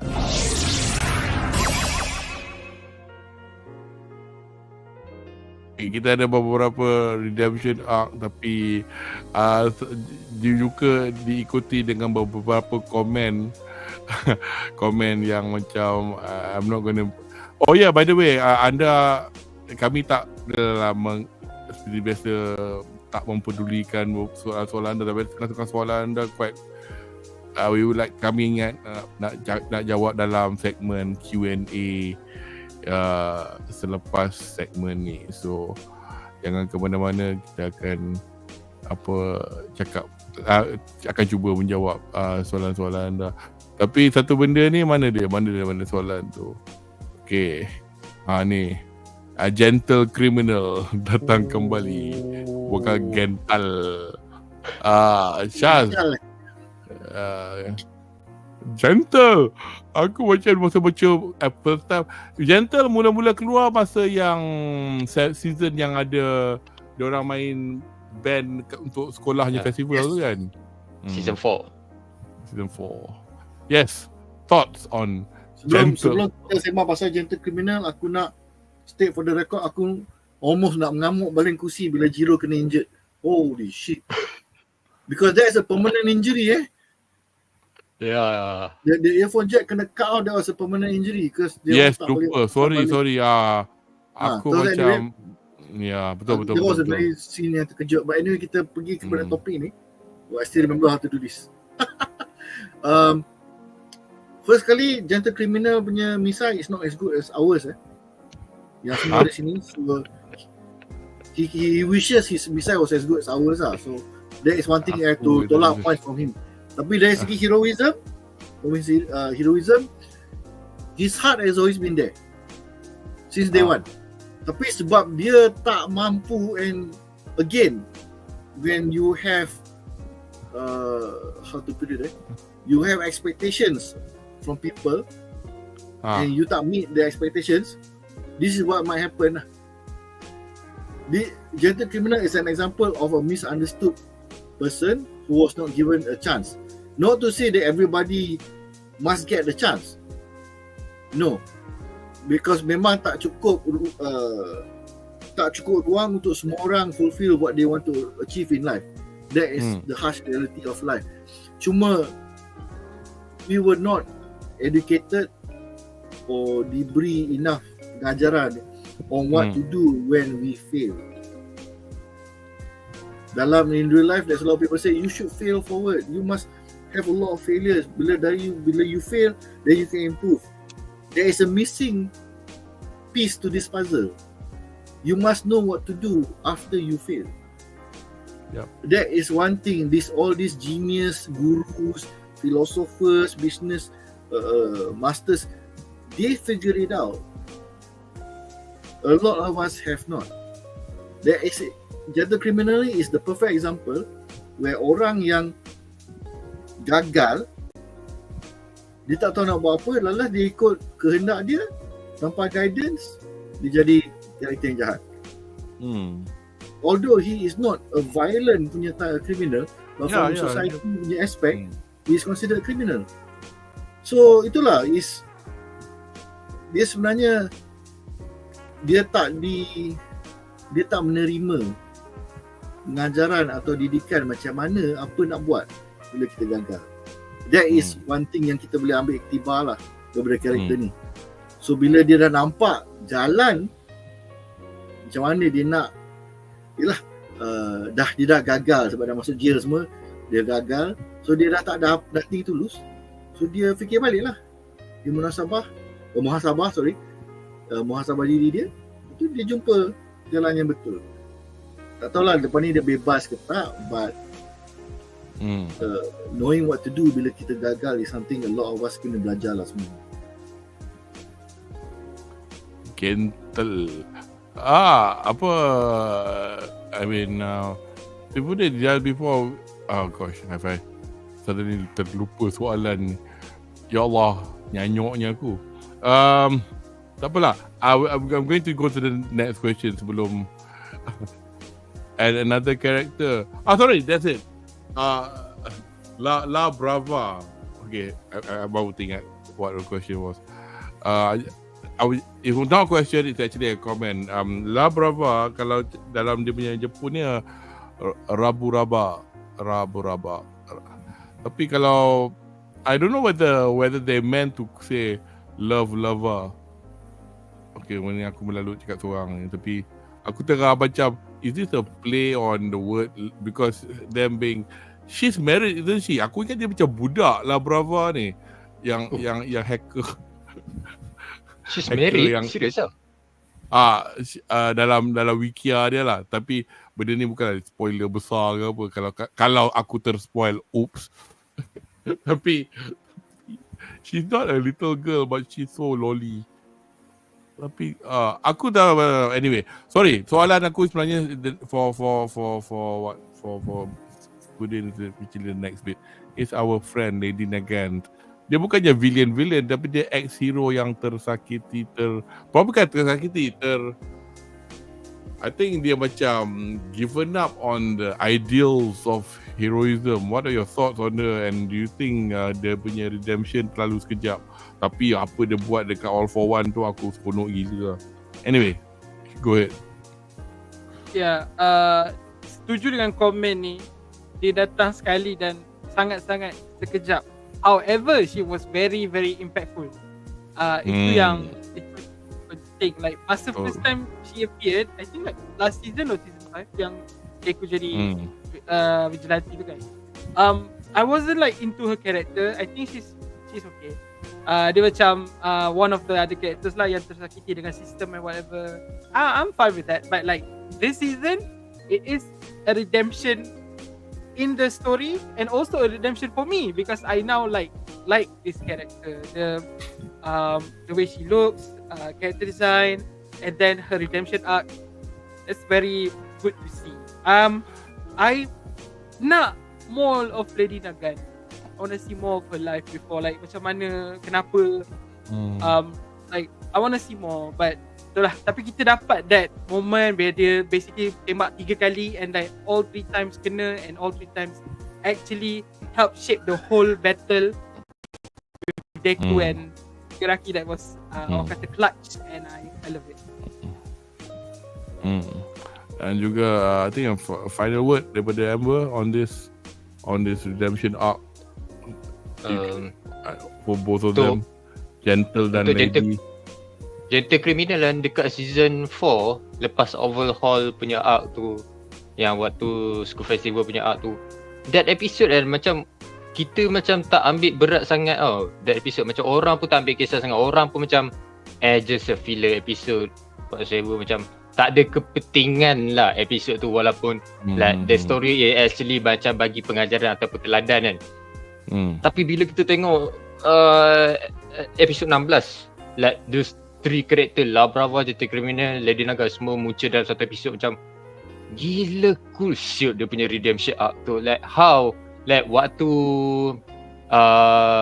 throwback ataupun flashback Gentle Criminal, like waktu semua kriminal dah keluar daripada penjara, dah pecah penjara kan, Tataru semua dekat tempat penjara Gentle Criminal tu je, tak ada seorang pun terlepas sebab Gentle Criminal tangkap semua orang kat situ. And benda pertama dia cakap dekat apa ni, the police guy, kau nak apa? Kau nak kebebasan ke? Kau nak jadi hero ke apa?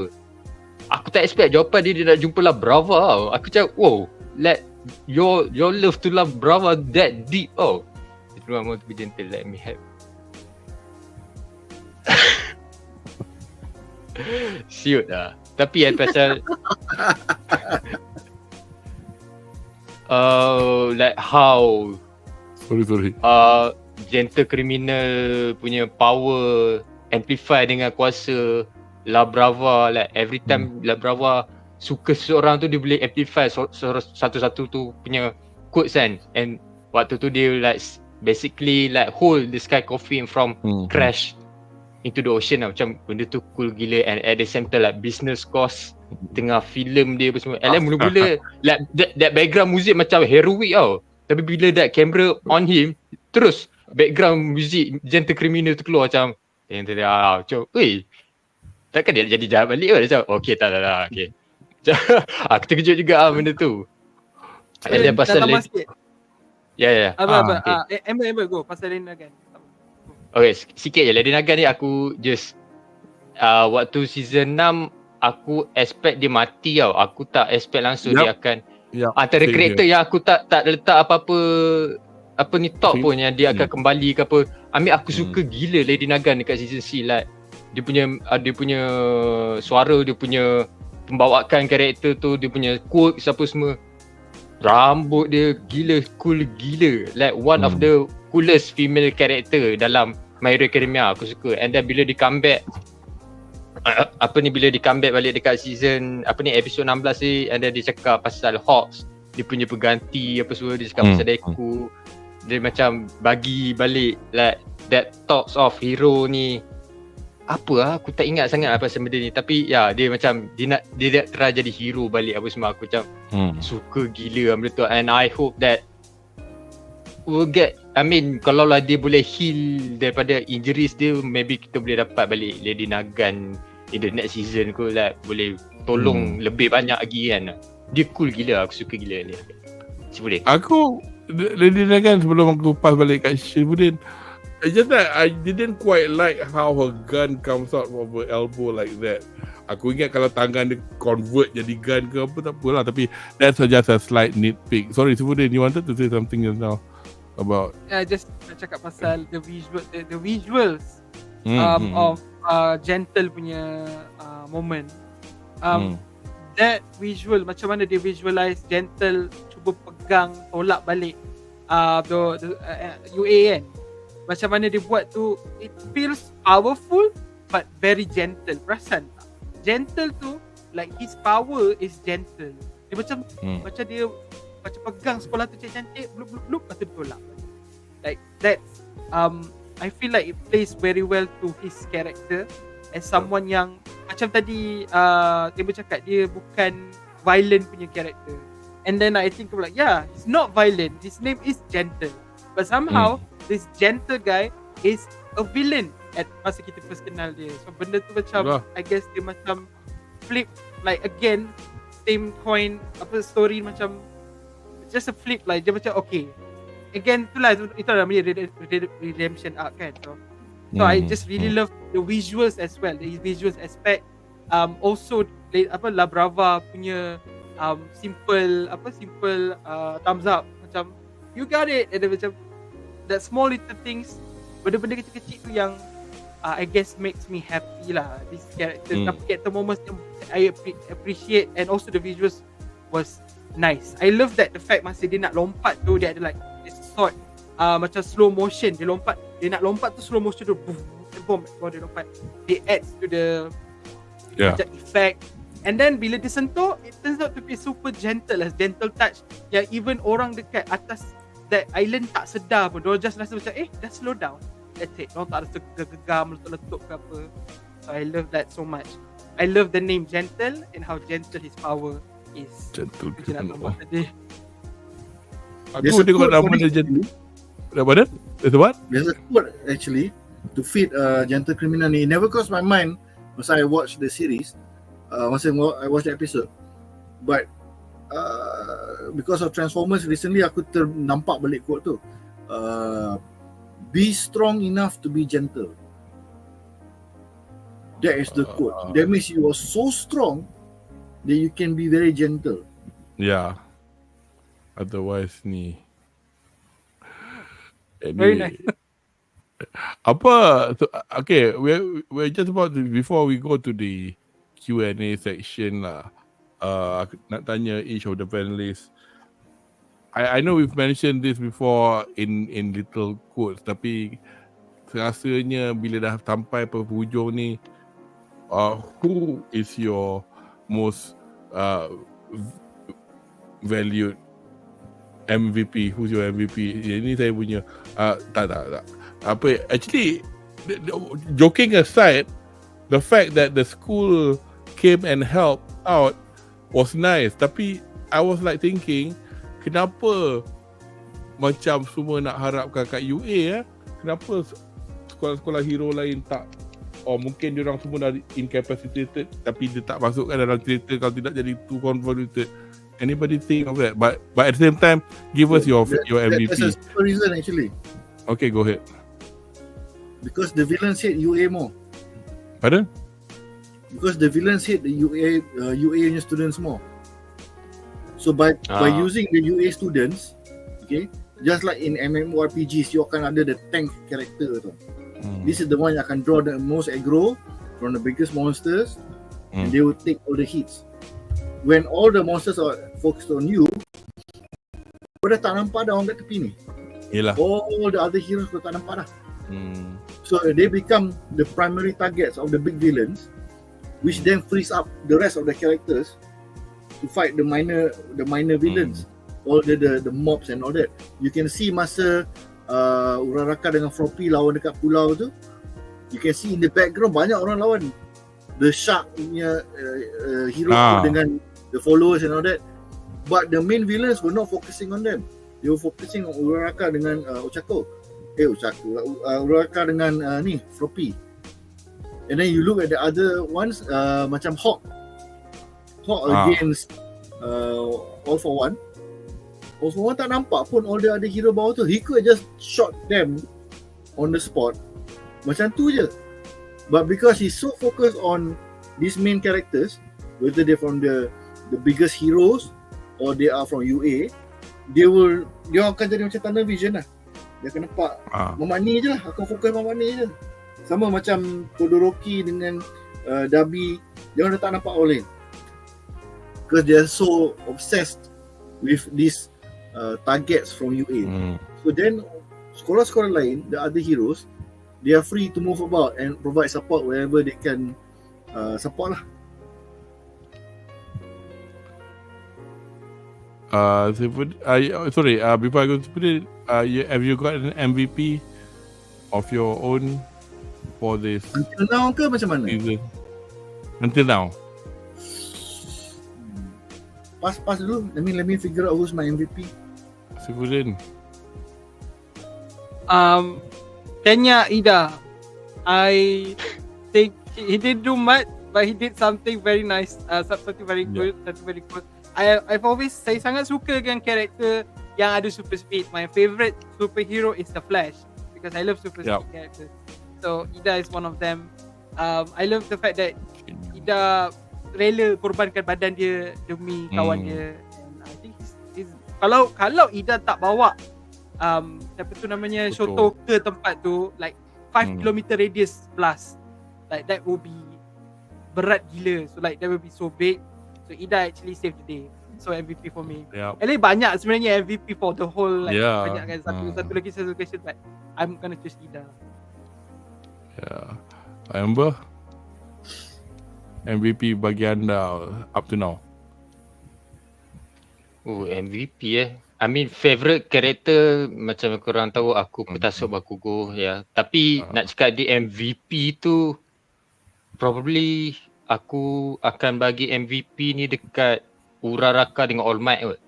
Aku rasa both of them much more deserve. Kalau Uraraka tu, kalau I mean the quotes yang Toga buat, Toga tiru quotes tu, kalau benda tu tak stop, it's gonna cause a really big damage tau. Dia macam like gonna kill banyak karakter utama dalam My Hero Academia ni. Kalau Uraraka tak confront Toga.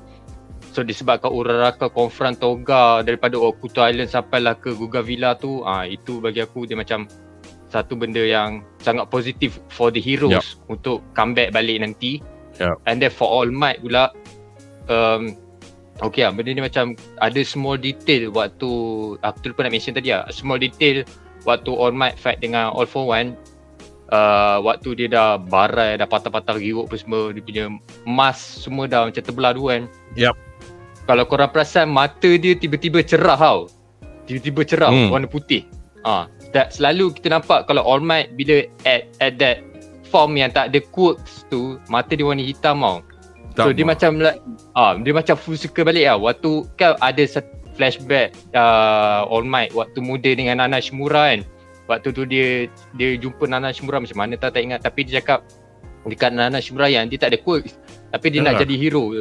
And then Nana Shimura nampak like, budak ni like betul-betul genuine, betul-betul nak jadi hero apa semua kan. And waktu tu mata dia putih even though dia tak ada quirk. And then benda tu berlaku dekat episod ni bila dia dapat balik that spirit tau. Spirit waktu dia jumpa Nana Shimura tu balik tau. So macam benda tu macam gila. Sebab selalunya bila dia tak ada quote, dia macam tak ada, bukanlah nak cakap dia tak ada spirit apa, dia macam dia macam terlampau rely dengan one for all punya quotes tau. So bila dia into that, bila dia form dia kurus tu apa semua, dia mata hitam. So dia macam the light is not there, like bila like macam waktu dia muda dulu kan. So bila nampak mata dia putih balik bila lawan All for One tu, macam wah tu gila lah. And then dalam waktu yang sama juga All Might pun, waktu dia hadap All for One tu pun, even though dia tahu yang macam mustahil lah nak menang dengan All for One dekat dia punya prime kan, tapi dia still cakap Midoriya shonen, let's win this. And Midoriya boleh sense benda tu waktu dia lawan Shigaraki. So aku suka gila benda tu. So MVP for me All Might dengan Uraraka. Shaz, have you made your mind up yet? Ada. Lama juga aku fikir ni. The real MVP for me is Mr. Water Guy yang duk basuh mata Monoma. Oh, Fim. Betul lah. You know why, right? Without him, dia tak, Monoma tak boleh maintain eraser punya ability. Kau jangan gerak boleh tak? Aku nak basuh mata kau ni, jangan bergerak. It feels like a funny choice. But if you think about it, without him, Monoma cannot maintain the erasure ability for so long. Mula-mula aku fikir Monoma as the MVP because he's always been considered kuasa kau ni tak berguna. Then I realised there's a dude helping him. Baru aku ingat, Mama tu duk basuh mata dia. So, you know how much focus and control dia kena maintain sebab kau tak boleh basuh banyak sangat. Nanti dia tak nampak. Yelah. Nanti mata dia akan blink. So, dia punya amount of water tu very precise tau. Basuh sikit. Wow. Kalau kita ingat kan, Mama ni first time jumpa kan, ni siapa tu? Who needs his power weh? Power dia dah lah bukannya macam Storm daripada Marvel kan, dengan reboot semua kuat semua. Like dia boleh buat ombak air besar. Tak ada, dia timbak air je. But they end up finding a role for him in the most climactic fight against one of the strongest villains of all time. So memang dia ni MVP lah. Memang you have to respect dia, support Zime lah. Kita ada beberapa komen dari chat on their own MVPs. First one, daripada Fat Kipiloki. Tanpa fikir nak pilih Deku, tapi disebabkan ada karakter punya misai kena kritik, pilih Gentle Criminal. Fat has a problem with your statement Just Kakak gila. Gentle. And then kategori The Great, dia punya MVP is Ipan Jose. I think he means the Weather Girl. Masa bila ni? Ni masa yang Weather Girl yang bagi tahu. Ya, dekat US tu. Yang dekat US tu. Dia tiba-tiba dia angkat banner no all for one no. Yang tu. Yang macam bukan macam Rebi tapi lebih kurang lah. Macam ada iras apa ni Mirko sikit muka dia. Mirko sikit. Okay. Nanti bila saya jumpa dalam manga ni saya akan tunjuk, tapi because I'm in the middle of obviously trying to run the live stream. Okay, let's go to the Q&A section. But before that, let me just put this up so that we know that the Q is a Q&A.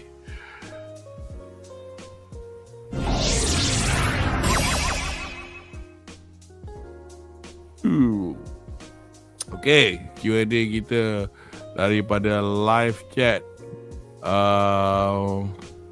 Okay, kita ada soalan menyimpang dan soalan yang tak menyimpang. Tapi ada satu ni menyimpang sikit, tapi not sure whether dia punya penanya ni masih lagi watching. Is our friend Suresh.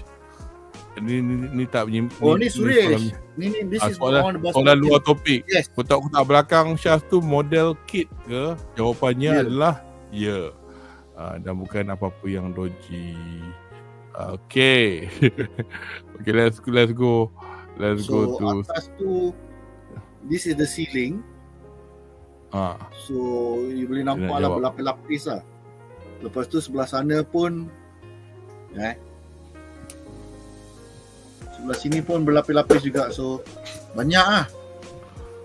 So kalau Suresh berbelakangkan DVD kat rumah dia, DVD dengan Blu-ray, aku berbelakangkan Gundamnya ni.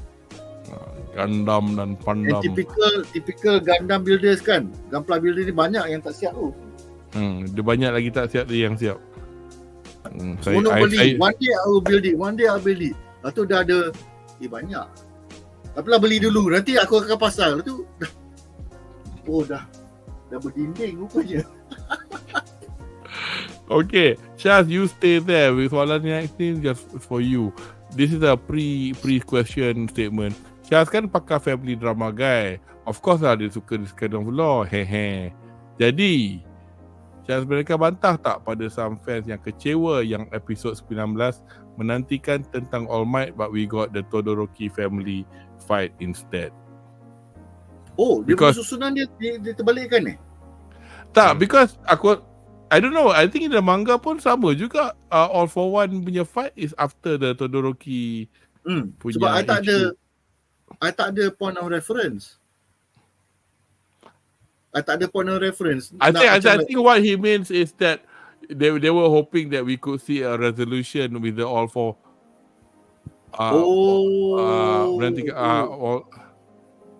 Faham dia tak? Tapi kalau ni sekejap je lah. Kalau All Might keluar sekarang, habis lah cerita dia. Anyway, sorry. Shaz. Dia macam ni. Kalau dari segi dramatik, dia kena save the strongest for the last. This is the rule for a lot of games. This is the rule for banyak shonen style punya fight. The best you kena save for the last. So yes, I rasa memang ada fans yang kecewa sebab dia nak tengok All Might dulu. Tapi kalau kita letak All Might punya fight dengan All for One dulu, then kita tak ada benda nak tengok towards the end in the next season. And then dia punya ini strictly from anime perspective, viewer punya perspektif kita tak tahu adakah Todoroki akan memainkan peranan lain. So that's why mungkin dia orang letakkan Todoroki family punya fights first, so that there is a chance dia might show up with Midoriya punya fight. Speculation lah sebab I tak baca the manga. So yeah, I think there is more fans untuk All Might. And sebenarnya yang kalau yang marah tu is because sebab kita kena tunggu setahun. Kalau katakan dia orang kata season ni special, kita buat sampai 30 episod, habiskan terus, orang tak marah sangat lah. Tapi bila orang tahu sampai 21 je like so kalau kita dapat Todoroki dulu, All Might lawan ke tak ni? Macam dah tak habis It was a good decision sebab dia orang nak save untuk the final season. But I faham jugalah kalau kenapa fans yang lebih ramai fans berkaitan dengan lebih prefer tengok All Might. Sebab memang he is a more popular character pun kalau dari segi level hero. Right, okay. Soalan yang seterusnya adalah daripada Wan Faris. Dia kata, My Hero Academia, your next panelist dah layan ke?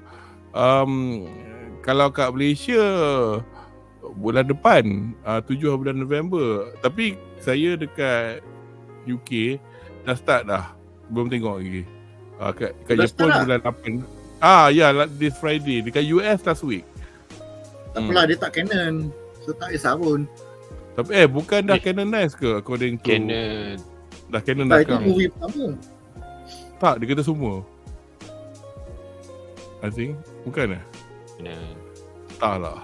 Tak semua kisah. dah keluar all the side characters. Ada one episode dia tunjuk all the side characters. Aku pernah nampak Salam dalam, unless dia pernah keluar sebelum tu lah. Tapi first time aku nampak Salam dalam World Zero Mission. Tapi dalam dia brother and sister tu.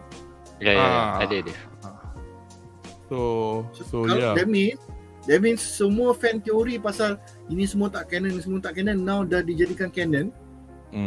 Means Bakugo pernah tegang sekejap lah. One for all. Yeah. Which I have not watched that as well.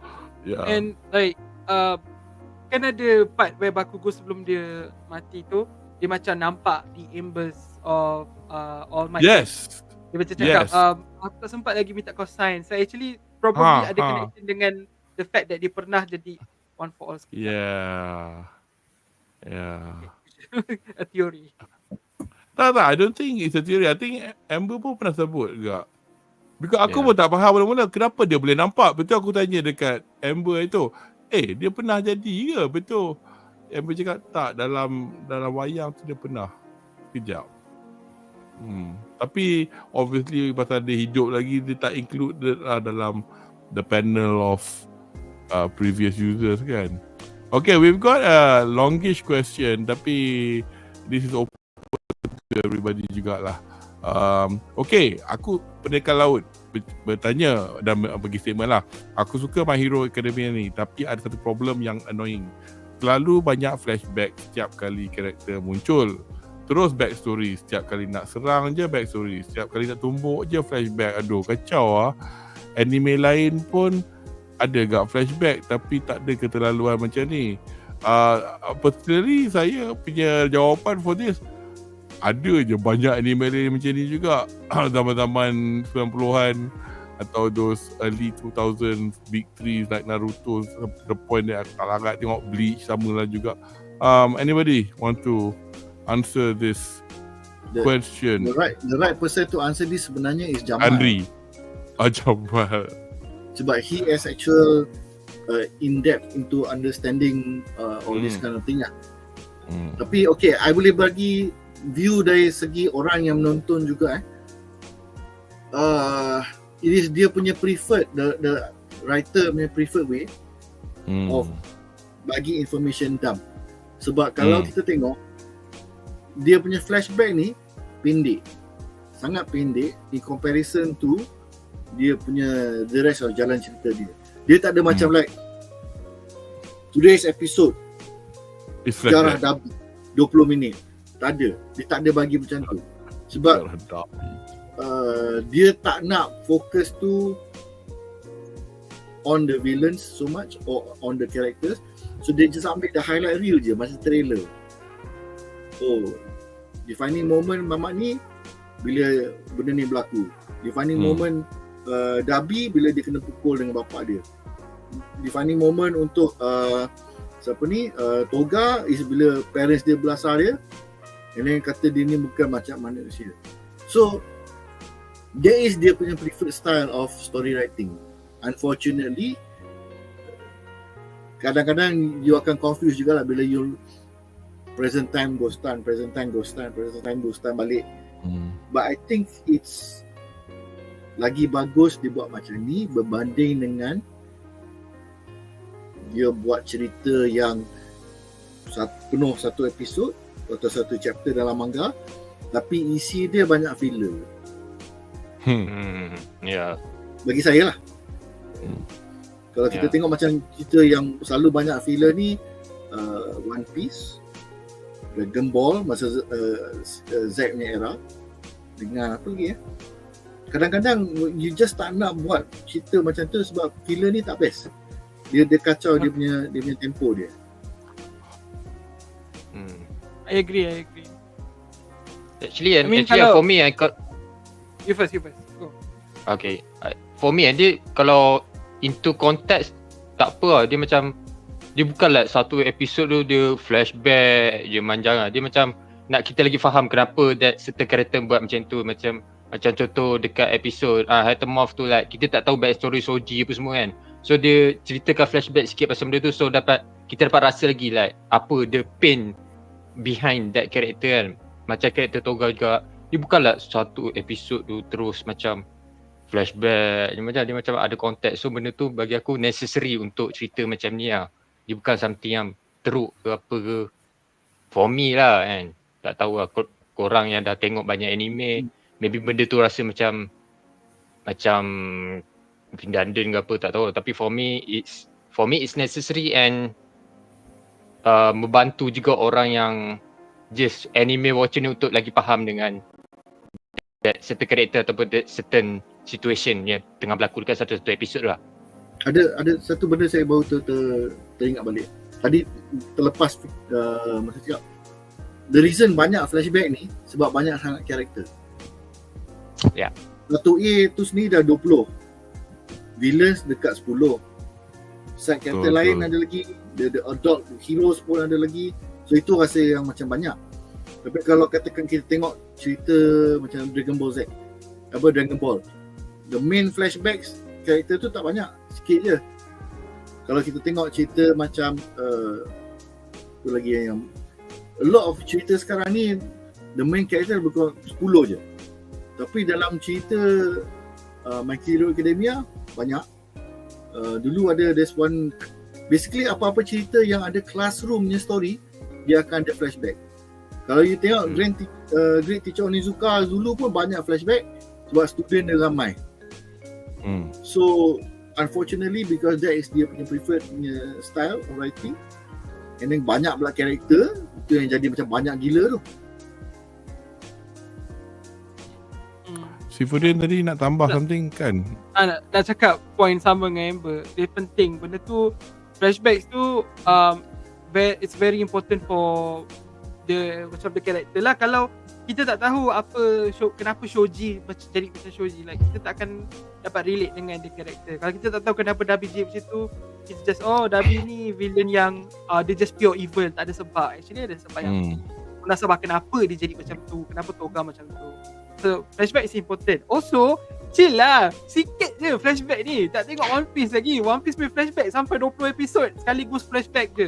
Like sometimes you forget like macam mana muka Luffy I forgot lah macam mana muka main character, because like the whole arc is flashback. Luffy punya flashback after Marineford War, like berapa episod dia jumpa dengan abang angkat dia semua dan sebagainya. Like kalau sebagai penonton One Piece, this flashback yang kita tengok dekat animation ni is nothing. Yes. That's it. Also Naruto paling banyak filler. Abang Syaz. Tol. Masalah aku tak tengok Naruto. Bleach pun sama. Bleach. Because zaman-zaman tu kan anime tu buat masa manga pun tak siap lagi. Actually just to add on to this discussion, Fat cakap dia punya fikiran dia, these flashbacks are actually animes, a drama 6:30 petang slot Lestari. I dig it. Sometimes it's just helpful. Nice one Fat. Fat ada tambah sikit. Yeah Syaz, Misai-Keli, lives matter. Jangan sampai Sniper Cult muncul. Gila punya. Anyway, okay. Kita akan soalan yang seterusnya tadi, mana tadi aku bubuh bintang. Ini bukan soalan tapi aku mark je because korang mesti ingat mana lagi kawan kami actually sedang recuperate in hospital, so doakan dia sihat. Tapi itulah ni spirit of Unri going through via category grade Mak Bakugo. Tu dia Mak Bakugo. Tak sebut Mak Bakugo dalam discussion what my hero Academia. Okay, soalan dari The Fat Loki lagi satu. Episod kegemaran daripada each panelist. Oh my season god. Kalau season ni I nak agak senang yang the one where Toga lawan Oshako, because hits the kokoro. Amber, aku ikut gambar je kat atas, aku tak adalah. Susah nak jawab. Susah nak jawab sebab for me like almost episode best gila siut. Daripada episode 1 sampai episode 21 tu memang aku suka gila siut. Tapi kalau nak petik satu je episode like betul-betul aku suka gila, obviously sebagai petaksub Bakugo, episode di mana kematian Bakugo berlaku lah. Ya, episode tu lah. Si Fudin. Can I do top 3 please? Okay, go. You can do whatever you want, man. Mana cheat? Yes. Top 3 is Ochako versus Toga. Family Ice and Fire family. Dah macam ni dah Game of Thrones juga. And then that moment where Bakugo's like, can you sign my card please? And then he dead. Oh yeah. I think I cried. I actually shed manly tears during the Bakugo moment because I was sitting here tengah fikir ni Bakugo mati and I just like, no Bakugo please don't die. But I actually know the spoiler, but still that moment still effect is quite strong, so I chose those two episodes. And then the other episodes also very good lah. So macam susah lah nak cram kan, sebab most episode is very nice. Even the back story episode very nice. Okay. Si Fudin buat top 3 kan, aku pun nak bagi top 3 juga ah. Tak boleh. Bagi. Okay, my top 3 is nombor 3 Start and Strike punya episode 1 dengan 2 tu aku suka gila. Nombor 2 Midoriya punya episode waktu dia pakai gear shift. Nombor 1 Bakugo. Okay tu. Aku ni starting to sound like the woman from the Acolyte. Yes, Shaz belum bagi ingat. Aku rasa for me the is aku boleh narrow down to one episode lah. Because a lot of the episode ni they show the next level of heroes tau. The awakening, the villains pun ada their own awakening and whatnot. But to me, I think the most understated punya episode is the reunion of the whole Todoroki family. You see the number one hero brought down to earth. Literally, he's on the ground. And the last thing in his mind, kalau aku mati, at least let me redeem my son. Tu satu, tu dah gila dah. Aku tengok, wow, gila lah mama ni. Like, the most selfish person in the world decided that his last act will be to save his son from killing more people. Biar aku mati seorang, orang lain tak mati, tak apa. Aku macam like, ini bapak sial, literally bapak betul ni, sacrificing himself to save the rest of the world, because ini dosa aku, biar aku jawab. Itu satu. Kedua, you have the wife coming out to support the husband, and more importantly anak dia, because for the longest time dia tak sedar.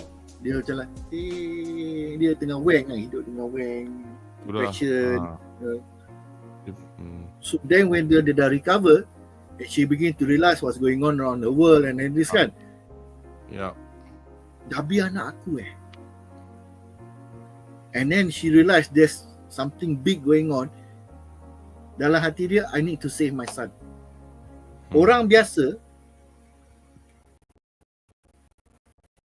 that telah lama disakiti by the husband, and then she's like lost, but because anak dia yang paling muda, Shoto, kept writing, kept talking to her and everything, so dia tahu tau, she is aware, cuma dia macam like, macam kau tengok dalam mimpi lah, like, oh ya ke, oh I see, oh ya ke. So when she finally got to understand that, tengok mata aku pun dah berair lah, talking about it pun macam like, I mean, bit lah. Okay, man. Okay. Dia terus macam, I need to save my son. So, that's why dia lari ikut dua anak dia, tiga-tiga sekali. And even the siblings pun datang to save. Because they keep talking about abang dia orang, the missing abang.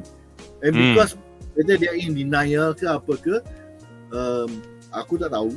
But kan Dabi review himself, aku adalah anak the number one hero. So everybody was like, abang kita hidup lagi ke? It's confirm fact ke? Because most likely they were in denial juga. But when dah satu dunia dah tahu, then they realise they, as normal civilians, they have to become more than what they are. It shows juga that even normal people can become heroes with the right effort and the right timing lah. Kita semua ada masa yang kita boleh jadi hero. And of course, dah duduk menangis kan. Datanglah Ida, campak, Soto, member terbang, save the day at the nick of time. Macam like, wow, bagus. Kau buat aku menangis atau kau buat aku tepuk? Bagus. Siot, betul. So it's one of the most beautiful episode because it shows so many people punya perspektif. Oh sorry, aku lupa. Dabi bertobat. Yes. He realise all this time dia duk marah kenapa orang tak faham aku. Kenapa orang tak layan aku, kenapa orang tak jaga aku, kenapa orang tak nak kenal, get to know me. He realised he himself all this time pun bersalah of the same things. He is also guilty of the same things. Oh, rupanya it didn't have to be that hard. I could have just done this and then semua masalah habis. But usually kita ni takkan nampak benda yang semudah macam tu. That is why benda life experience akan mengajar kita, orang lain akan mengajar kita.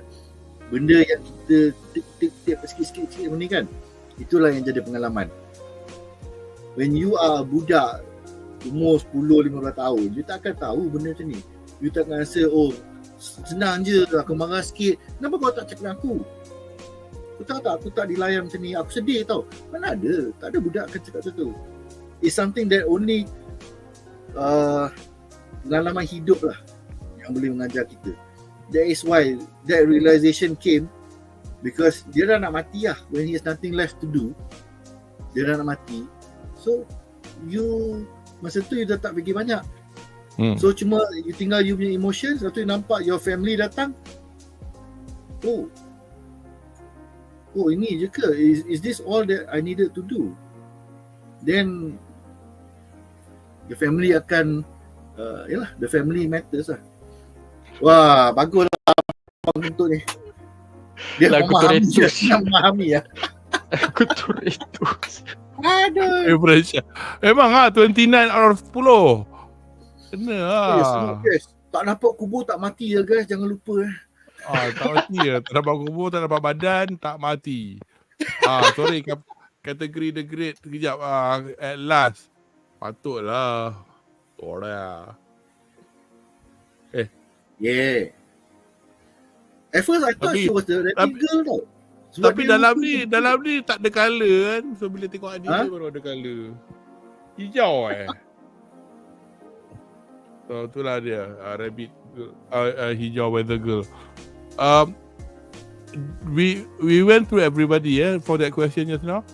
Dah. Aku tak nak macam Diorang berebut 3, aku 1 cukup. Because cakap pasal 3 berebut semua ni, Fat tambah juga. Amber kena pilih 1, yang lain boleh 2. He don't give a heck bro, that's why dia Amber heck.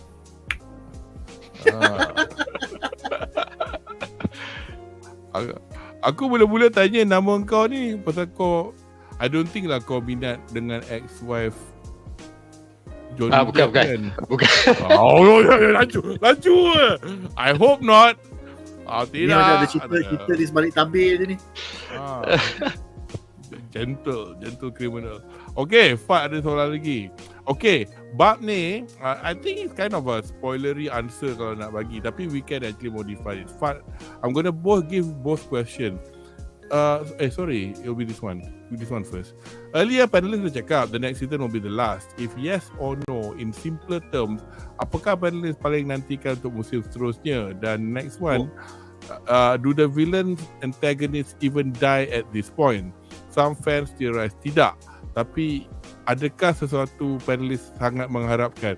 Okay, it's gonna be like multiple stages punya jawapan. Tapi by all means, kalau if my friends nak jawab, nak suruh tengok. Tapi aku macam ni lah. Okay, next season will be the last ni. Ini bukan teori, ini memang dia kata final season. So kita tahu that's it. So supaya orang yang macam baca manga macam that makes sense. Tapi in simple terms, adakah panelis paling dinantikan untuk musim seterusnya? Personally untuk saya, it's just that maintain the current momentum and the way you adapt the manga in its interpretation or whatever. But thus far, dia tak adalah kena, cerita simple je. Tak adalah macam penulis layar TV tu kena macam kita kena simplify kalau tidak orang tak faham. Tak ada, cerita je. But I tak nak kata apa-apa lagi lah. Kalau anda mungkin dah slightly spoiled by komen-komen dekat social media, I will not even say yes, I agree with what they said.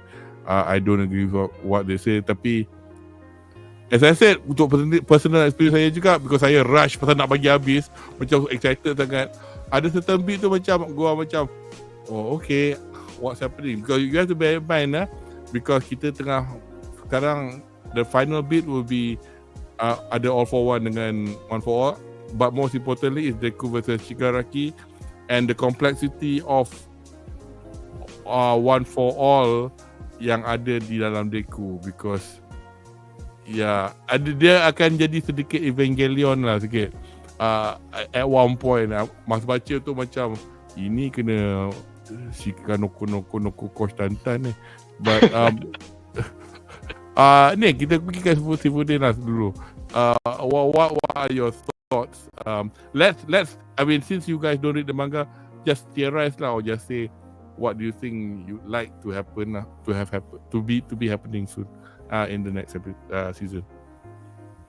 Tak baca manga tapi dah kena spoiler lah. a little bit lah here and there. Macam the ending I know lah. My expectation is that kita dah nampak macam resolution for macam Ochaku ke apa, so let's see more other characters, like apa terjadi dengan Aizawa, and then also Kurogiri resisted Yes. All for one kan, so like what happens then, benda-benda macam tu lah, so everything nak kena ada satu resolution, and then tolonglah simplify the whole one for all, all for one thing, sebab kalau dorang buat macam mana, like I have this one guy who likes MSH so much that dia banyak cakap, like the way he talks about it, so macam benda tu complicated, even for like season anime watchers lah, I would say. So macam I hope dorang boleh somehow make it simpler. I hope too as well. Macam just show like visuals lah, visually, and then terangkan guna perkataan sikit, sebab kalau everything is just dumped on us, confirm ramai akan tertinggal. So I hope diorang dapat perjelaskan the whole situation, and like the ending, just okay, satu lagi last, this is last lah, okay, yang penting ni is like just for me, because I love my hero, I want to see a bit more than the manga. Kalau boleh macam extend ending, sebab I know I dah baca lah, basically baca sikit lah the ending, I saw the final pages. I wish there's dorang actually spend more time, like dorang actually tunjuk something from the ending in this final season. That's it. Fair enough. Shaz? I look forward to the burial scenes of All Might dengan Bakugo, because dia punya Bakugo dah mati. I don't think it's going to succeed lah, unless by some miracle, some magic power happen, aku tak tahu lah. And then All Might, aku rasa kalau dari segi writing perspective, he should die, because let him and All for One, when they die together, marks the end of the old era. So they need to die.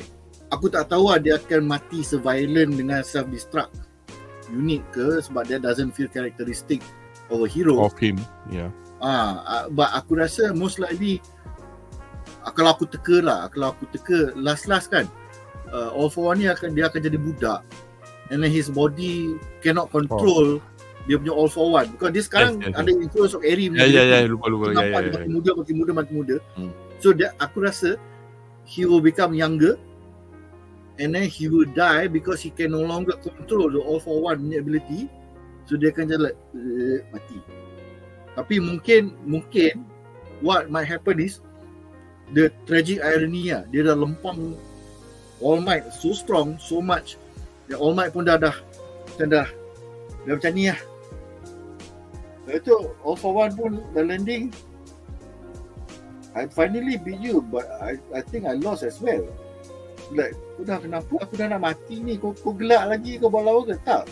Lepas tu tiba-tiba kau tengok All for One start muntah darah. I have lost time in age so too much, I can no longer control my code. And then he begins to die because of dia punya benda tu. So dia duduk sebelah All Might, celaka. I wish I could stand here and gloat after beating you, but lala aku mati juga sebelah kau. Tu dia jadi macam Optimus Prime dengan Megatron. Bila dulu dah kalah ke apa, duduk sembang macam member lama.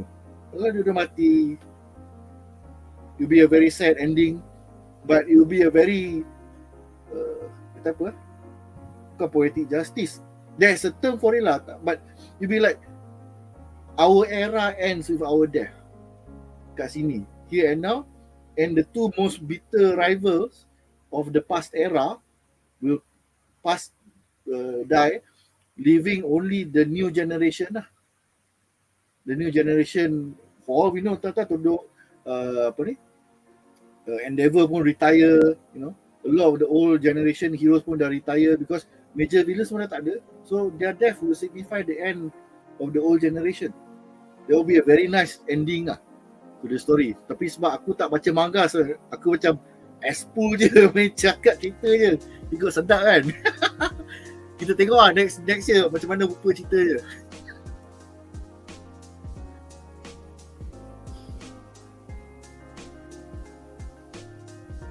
Been talking to a muted mic. Sekejap, I just repeat myself. As much, yeah, I like what Shaz has said, tapi there'll be no need for heroes lah in the future if all the ni kan, ataupun tinggal kerja hero adalah untuk menyelamat kucing, menyelamat nak tangkap orang yang pickpocket, dekat tu je lah. There will always be new villains. Yalah, there will kan. Amber, your thoughts on this question, and you may theorize. And apart from this, kita tambah balik soalan yang follow up question tu. Do the villains antagonist even die at this point? Would you theorize?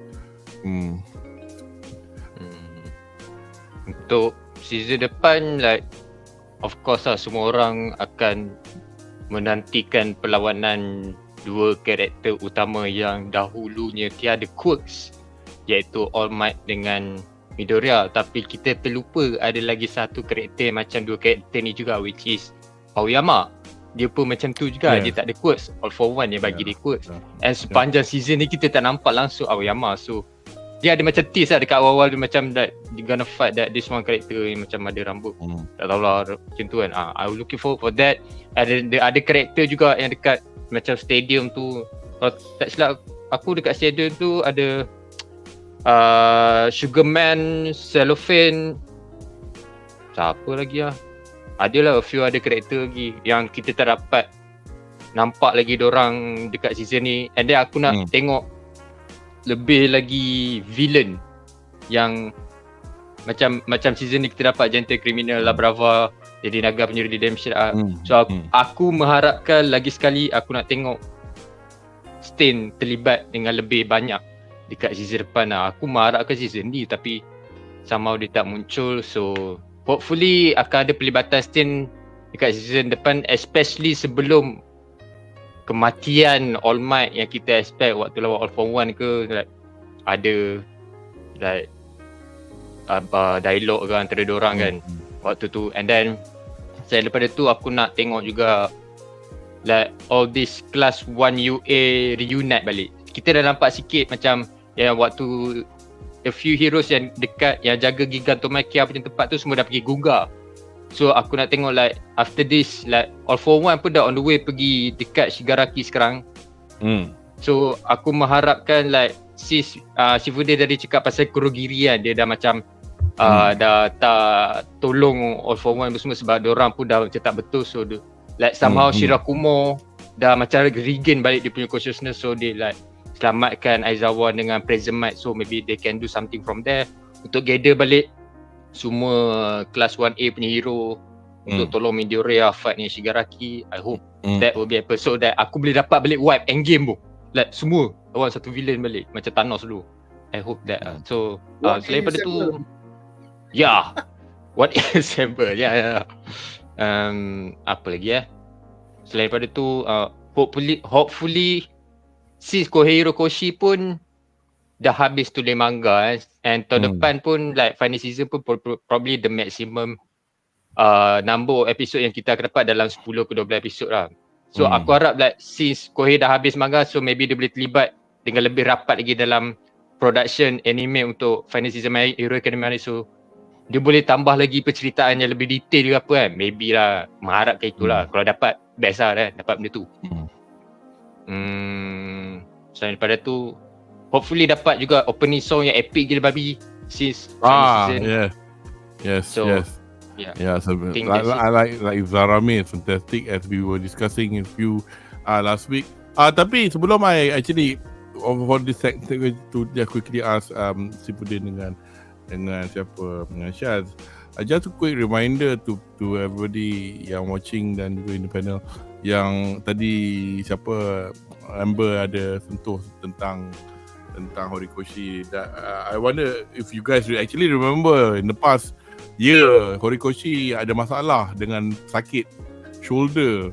Kalau siapa yang duk baca manga dia every week, mengikut turutan dalam Weekday Shonen Jump dalam app ke apa, dia punya episod, setiap chapter dia keluar dia pendek-pendek je dia punya chapter. So macam orang cakap, oi relax lah, tapi dia buat sikit. And considering that, he's now finished. Tapi ada orang cakap juga, adakah pasal sakit dia dah habiskan sekarang? Because dia orang fikir takkan habis macam ni je. Tapi this is not a clue ke apa, ini aja. Tapi cerita dia habis proper. Tapi people just wonder if it could have been expanded, but that's about it lah. Tapi before we go on to the next segment, pada Sipudin dengan Shaz, have you got any thoughts, whether any theories, whether you were thinking that kau rasa at the end of this, will all the villains that we know of die or bagi apa?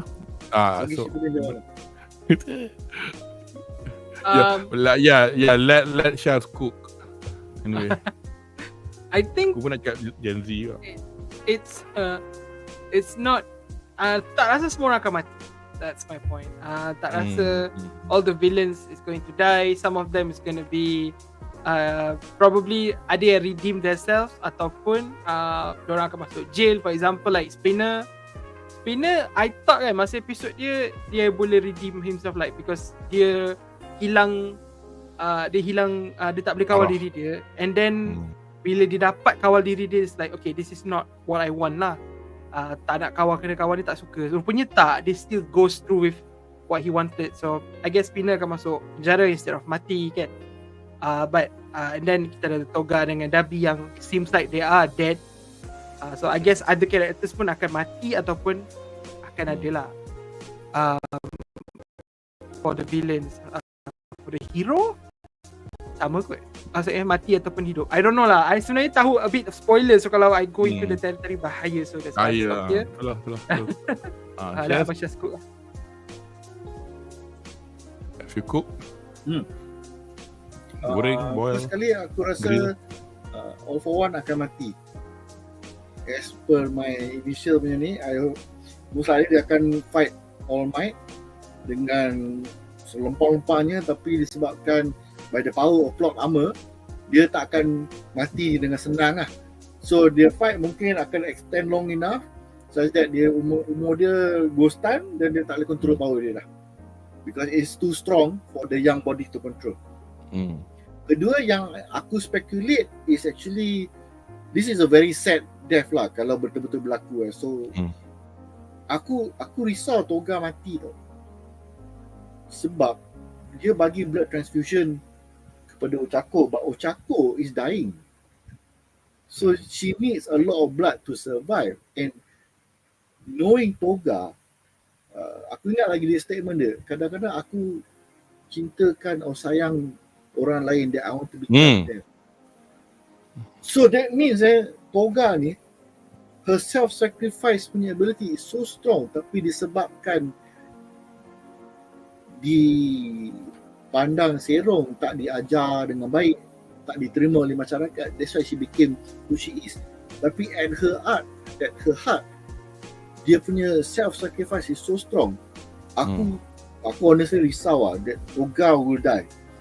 Aku tak nak twist your arm, tapi kau rasa adegan macam the dream sequence yang mungkin a bit symbolic dan mungkin hinting at something, yang burung yang dia matikan tu hidup dan dibebaskan terbang, does that probably answer your question? I don't know. I'm just I think I will be a bit sad if she does die lah. Tapi kan sebelum kita akhiri segmen ni, aku ada soalan bonus. Aku lompat atas tema Amber Heard tadi. Nak tanya the rest lah. Since now we are in the final season next year, and then kita punya mangaka pun dah ada time to relax and he might be involved. Would you all actually want to see more episodes expanded compared to the manga? Okay, sebelum kau jawab tu everybody, I'm going to put this thing now.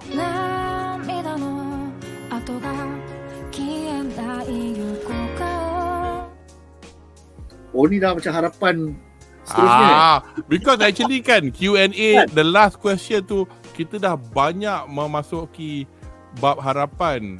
And I felt I don't want to repeat this again because aku actually have a harapan for season 8.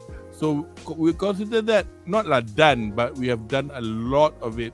So I'm going to put the season 8 thingy there, and then let's answer Shaz's question. Can you repeat it again? Because sebelum aku nak jawab tadi. Secara amnya disebabkan sekarang mangaka kita ada banyak masa.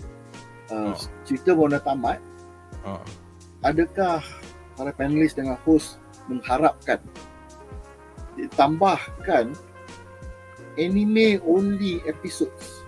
That means dia sendiri yang lead, dia beritahu I nak you all tambah benda-benda ni, tapi korang animate lah.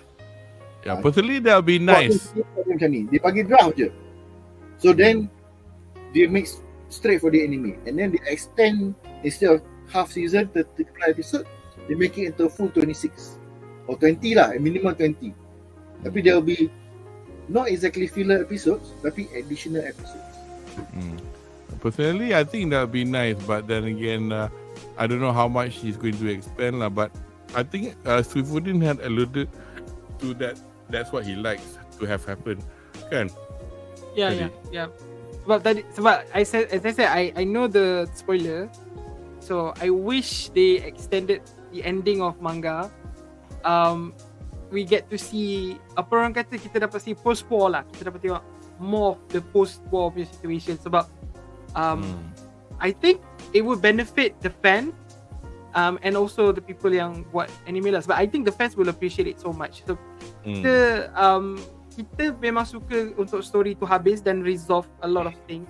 But also we want to see what happens after we resolve the problems, kan? We want to know like, okay, macam mana diorang go about their life after this whole all for one for all debug situation, kan? So I would love to see it. I think it would be great to actually see them in after that. Tak nak spoil sebab saya dah terkena spoiler. Saya tak nak spoil. I want to see more of them lah. Sebenarnya sebab saya dah, orang kata dah attached to these characters. I am attached to them. I am attached to Deku. I love Bakugo. Nak tengok apa jadi dengan Shoto punya family. So why not, you know? Amber? As for me, I mean, I've been a fan of superhero story since like the first time I watched Amazing Spider-Man, X-Men, the early Marvel MCU stuff until now. Like I've been talking about superhero like for years now. So aku memang suka like this deep lore, the big universe, the overarching story, the karakter yang macam-macam banyak apa semua.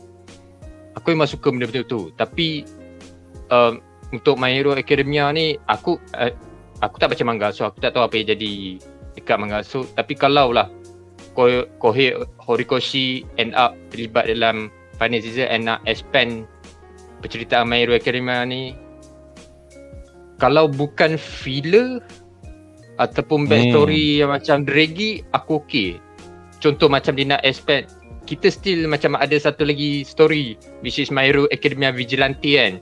Benda tu tak di-adapt lagi dalam anime. So maybe bagi hint kat situ ke, it would be fun. Tapi kalau untuk My Hero Academia saja, kalau dia nak besarkan lagi lore tu, aku tak ada sebarang bantahan dengan benda tu. Kalau Kohei betul-betul nak expand lagi universe My Hero Academia ni dalam manga ke dalam anime ke, aku akan tengok, aku akan invest, aku cari masa untuk sembang lagi pasal benda ni kan, kalau diorang betul-betul buat lah. Tapi like I just said, kalau diorang just nak tambah episod just backstory ni lebih mendalam, backstory tu lebih mendalam, pointless. Dia macam pointless, macam agak draggy. Yang jadi macam soalan tadi lah, yang by one of our live chat kan, actually backstory. Tapi I got another thing to add actually. If Kohei Horikoshi wants to be involved, and as what Shah said, that would imply that he's not happy with what he's written in the end. I mean, I'm not saying that it's a wrong thing to do, because I mean, at the moment kita nampak benda ni berlaku dekat Bleach, because Bleach ended in a bad way, and well, they're trying to have Kubo Taito directly involved. In fact, every time di credit kita nampak dengan penampilan Kubo Taito dalam production bla bla bla. Dengan ada orang kata teori dalam social media kata antara peminat kata he actually wants to change the ending bla bla bla ke. I mean, but that would mean apa kita dah dapat in print will become invalid lah. Tapi that is one thing lah. I'm just wondering. Sorry, somebody jadi nak mencelah tadi. Was it Sifudin? Bukan. Okay.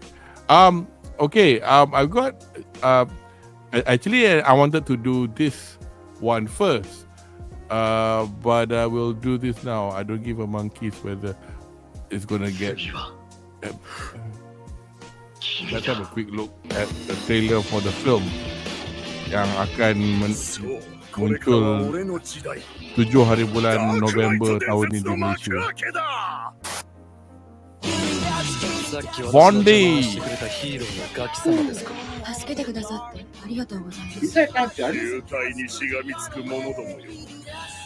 Any of you know what the story is about lah? Don't cakap this is at the end of season 6. Aku tak tahu sinopsis dia pasal apa. Aku tahu All Might jahat. Jadi Dark Might.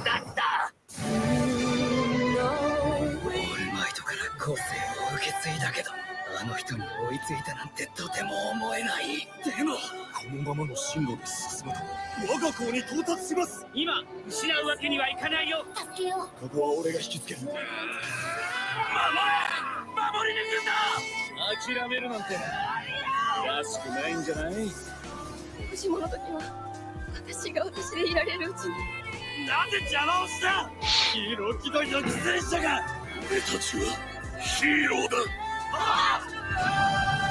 俺が憧れた象徴は、俺はオールマイトの勝つ姿に憧れた。僕たち全員でオールマイトのように笑顔でみんなを助けるんだ。 Korang tahu kan Todoroki punya seiyu is Eren Yeager. Sorry, apa dia?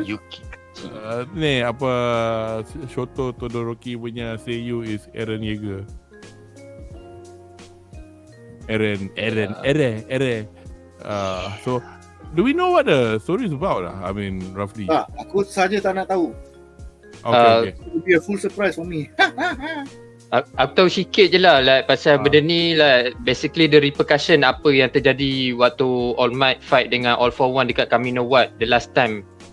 Ya waktu Bakugo kena colik apa semua tu kan at the end of it like lepas All Might menang lawan All for One tu, All Might ada sebut and then benda tu disiarkan dekat satu Jepun like dia cakap you are next and then benda tu actually point untuk Midoriya lah sebab aku dah pass One for All tu dekat kau kan, tapi ada this one guy yang take that yang ambil benda tu macam apa yang All Might masukkan tu adalah macam okay lepas ni kita orang pula untuk jadi the next All Might. So dia pula macam obsessed dengan All Might, so dia nak jadi All Might pula. Macam mana dia dapat power macam All Might tu aku tak tahu lah kan.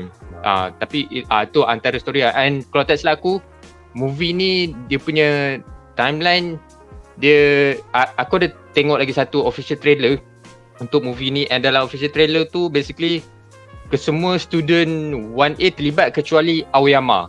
So basically this event berlaku selepas traitor punya arc dan sebelum Shigaraki apa semua ni lah. Di tengah-tengah tu. Wow. So between 6 and 7 lah. Ya. Interesting. Okay. Right. Actually, kita dah nak sampai penghujung, tapi okay lah, aku bagilah Fat ask this question. Syaz sebut pasal bilangan episod. Saya nak sentuh bilangan musim. Panelis berpuas hati dengan bilangan yang diberikan. Pandangan perspektif before season depan keluar. I as a manga reader, I have no issues. Dah banyak tu lah. Sifudin? I don't mind. I don't mind at all. Tak apa. 8 season for me is plenty. So it's fine. Bukannya macam 3 season ke 4 season macam dah habis kan. So 8 season is a lot. And even if I have to rewatch it one day, because I will, it will not be that daunting of a task lah for me. Because I watch One Piece. So 8 seasons nothing for me. Nothing. How many season One Piece kang? I don't know. There's no seasons. It's a weekly. Oh yeah, I know dia macam continuous kan. But do they not at all divide? Or they ikut arc They ikut arc, divide into arc dia. Okay. 1,100 plus episodes. Shaz, you're bothered whether or not we have enough seasons or we want some more? I can't. Do you think this 8 seasons is enough? That's it. I mean, I have no seasons to expand it more. Aku tak kisah the number of seasons. It's more of like, was the story? Yeah. Betul. That is my main concern lah. Of course, as fans, we want to live with our favorite fictional character forever. Tapi kita notice that all great works of fiction, they must come to an end. Kalau tidak, dia akan jadi One Piece. And there is only enough space untuk One Piece satu je dalam dunia kita ni. One Piece. There's only one space for One Piece. Kita tengok there's only a piece for One Piece. Even kita tengok kita tengok all the other stories, the great stories out there. Lord of the Rings habis. Harry Potter habis. Dragon Ball pun ada dia punya definitive start to end. Dragon Ball ke Z ke Super, and now they're making Daima. And then for those yang tengok GT in the movies, those are also important things. Essentially, it is more important to me that dia punya cerita tu tamat dengan munasabah daripada dragging non-stop. I pernah baca lah, ada satu series komik ni, dia punya premise dia simple je tau, menceritakan the life of one police station. The best thing is, komik tu since 1950s sampai sekarang, I tak tahu what is the name of this comic, but dia tunjuk anggota polis tu daripada bertukar sarjan jadi the next level lieutenant, jadi next level transfer keluar, how they deal dengan komputer, Excel ni apa benda, lepas tu dia tukar lagi iPhone ni apa, dia orang belajar all this kind of thing. So benda tu sampai forever, dia tak tamat. Tapi is Slice of life. Is it a good anime manga? Maybe not. Sebab dia cerita dia jadi macam tak ada kesudah. Kalau kita nak compare dengan cerita-cerita lain yang bukan nak kata tak bagus, but it might not be suitable untuk anime. Contoh kalau kita tengok macam Garfield kan, dia comic strip sampai sekarang. Ya, sampai sekarang. Tapi cerita dia tak ada clear start and end. Kita tengok macam Archie Comics, dia tak ada clear start and end. Benda tu sampai sekarang berjalan. So it comes down to the format of storytelling that you prefer lah. Adakah you want the one that continues forever, but there is no definitive start to end, but it will last forever dengan kita lah, or benda tu adalah a satisfying start and end. Memang kita semua akan sedih bila journey tu dah tamat. Tapi that is also when a new journey begins. That's my opinion lah. Okay, Amber, last words about that question on what was the question? Do we want to add any more stuff? Was it? Was it the last question? Aku pun tak, ya Allah, jadi bodoh je. Because did we have enough season? Season. Bagi aku tak ada masalah 8 season. Aku rasa 8 season 4 movie bagi aku it's perfect. Bagi aku dia bukan 8 season tanpa filler. Dia tak terlalu pendek macam Demon Slayer ataupun dia tak terlalu panjang macam the old gen punya shonen apa semua. So macam just enough for me untuk orang yang just layan anime ataupun orang just baru nak dive in dengan anime. Aku rasa My Hero Academia is perfect for you guys to start tengok. So I don't have any problem with that. Okay, I think we'll say goodbye now lah. Macam mana juga, this been it's quite a decent length of time, 2 hours 45 seconds. It's actually quite long, but I think because we got quite a good kita dapat beberapa soalan yang agak baik daripada live chat. So dengan terima kasih guys kerana sudi memberi soalan kepada kami. So di penghujung sesi ulasan ni, kami nak jugalah membuat announcement yang, so as you know, kita sekarang dalam musim luruh anime, musim luruh 2024. Seperti anda tahu, kami juga tengah actively watching Dan. Saya kemungkinan, kalau boleh lah, kalau nanti nak cari masa waktu cuti dekat sikit dengan Christmas macam bulan 12, tak sure masa tu, atau New Year, tahun baru, pasal panelis kami yang Munif Malik, dia kalau dia weekend dia tak available, so we'd like him to be in the session, in the panelist. Tapi kalau ada panelis lain yang nak join, dipersilakan. So we probably expect just one more Dan punya discussion.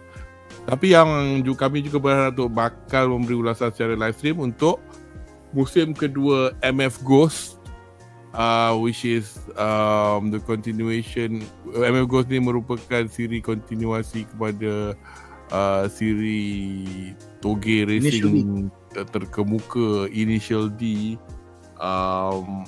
Skip a couple of one generation.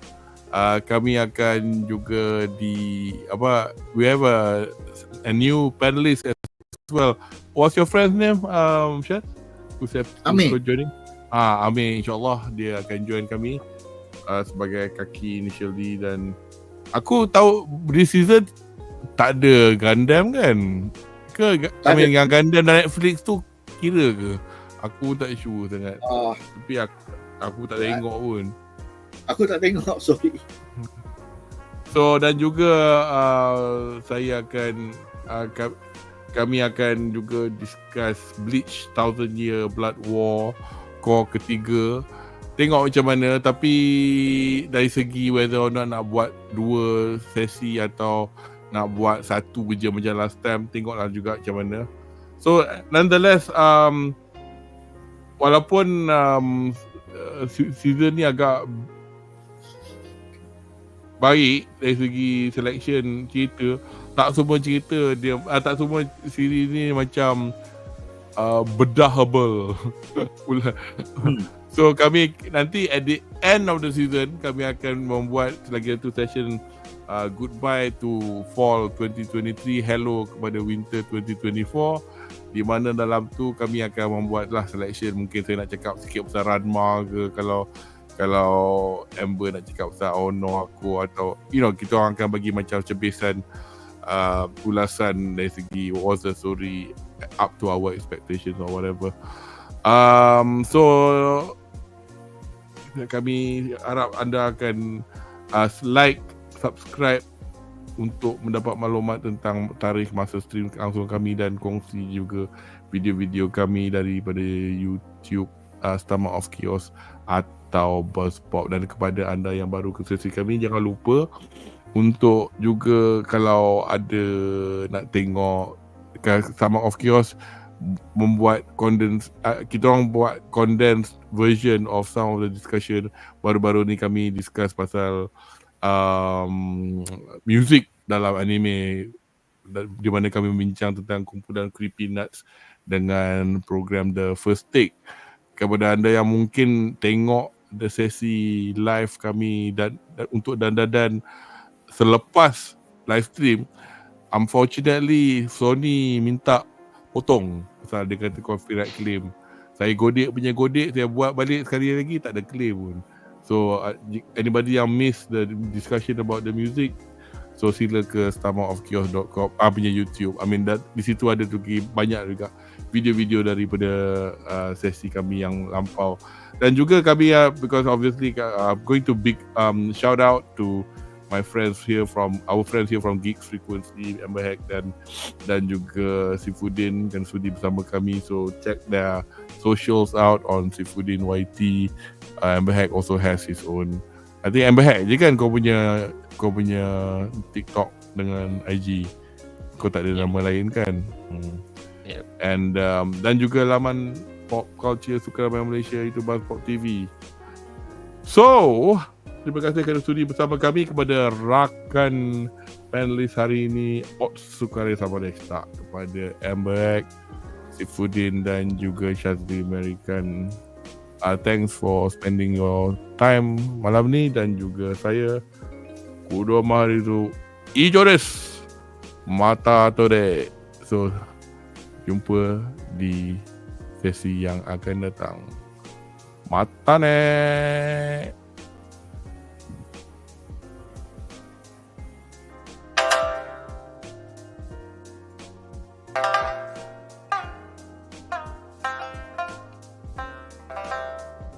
Ada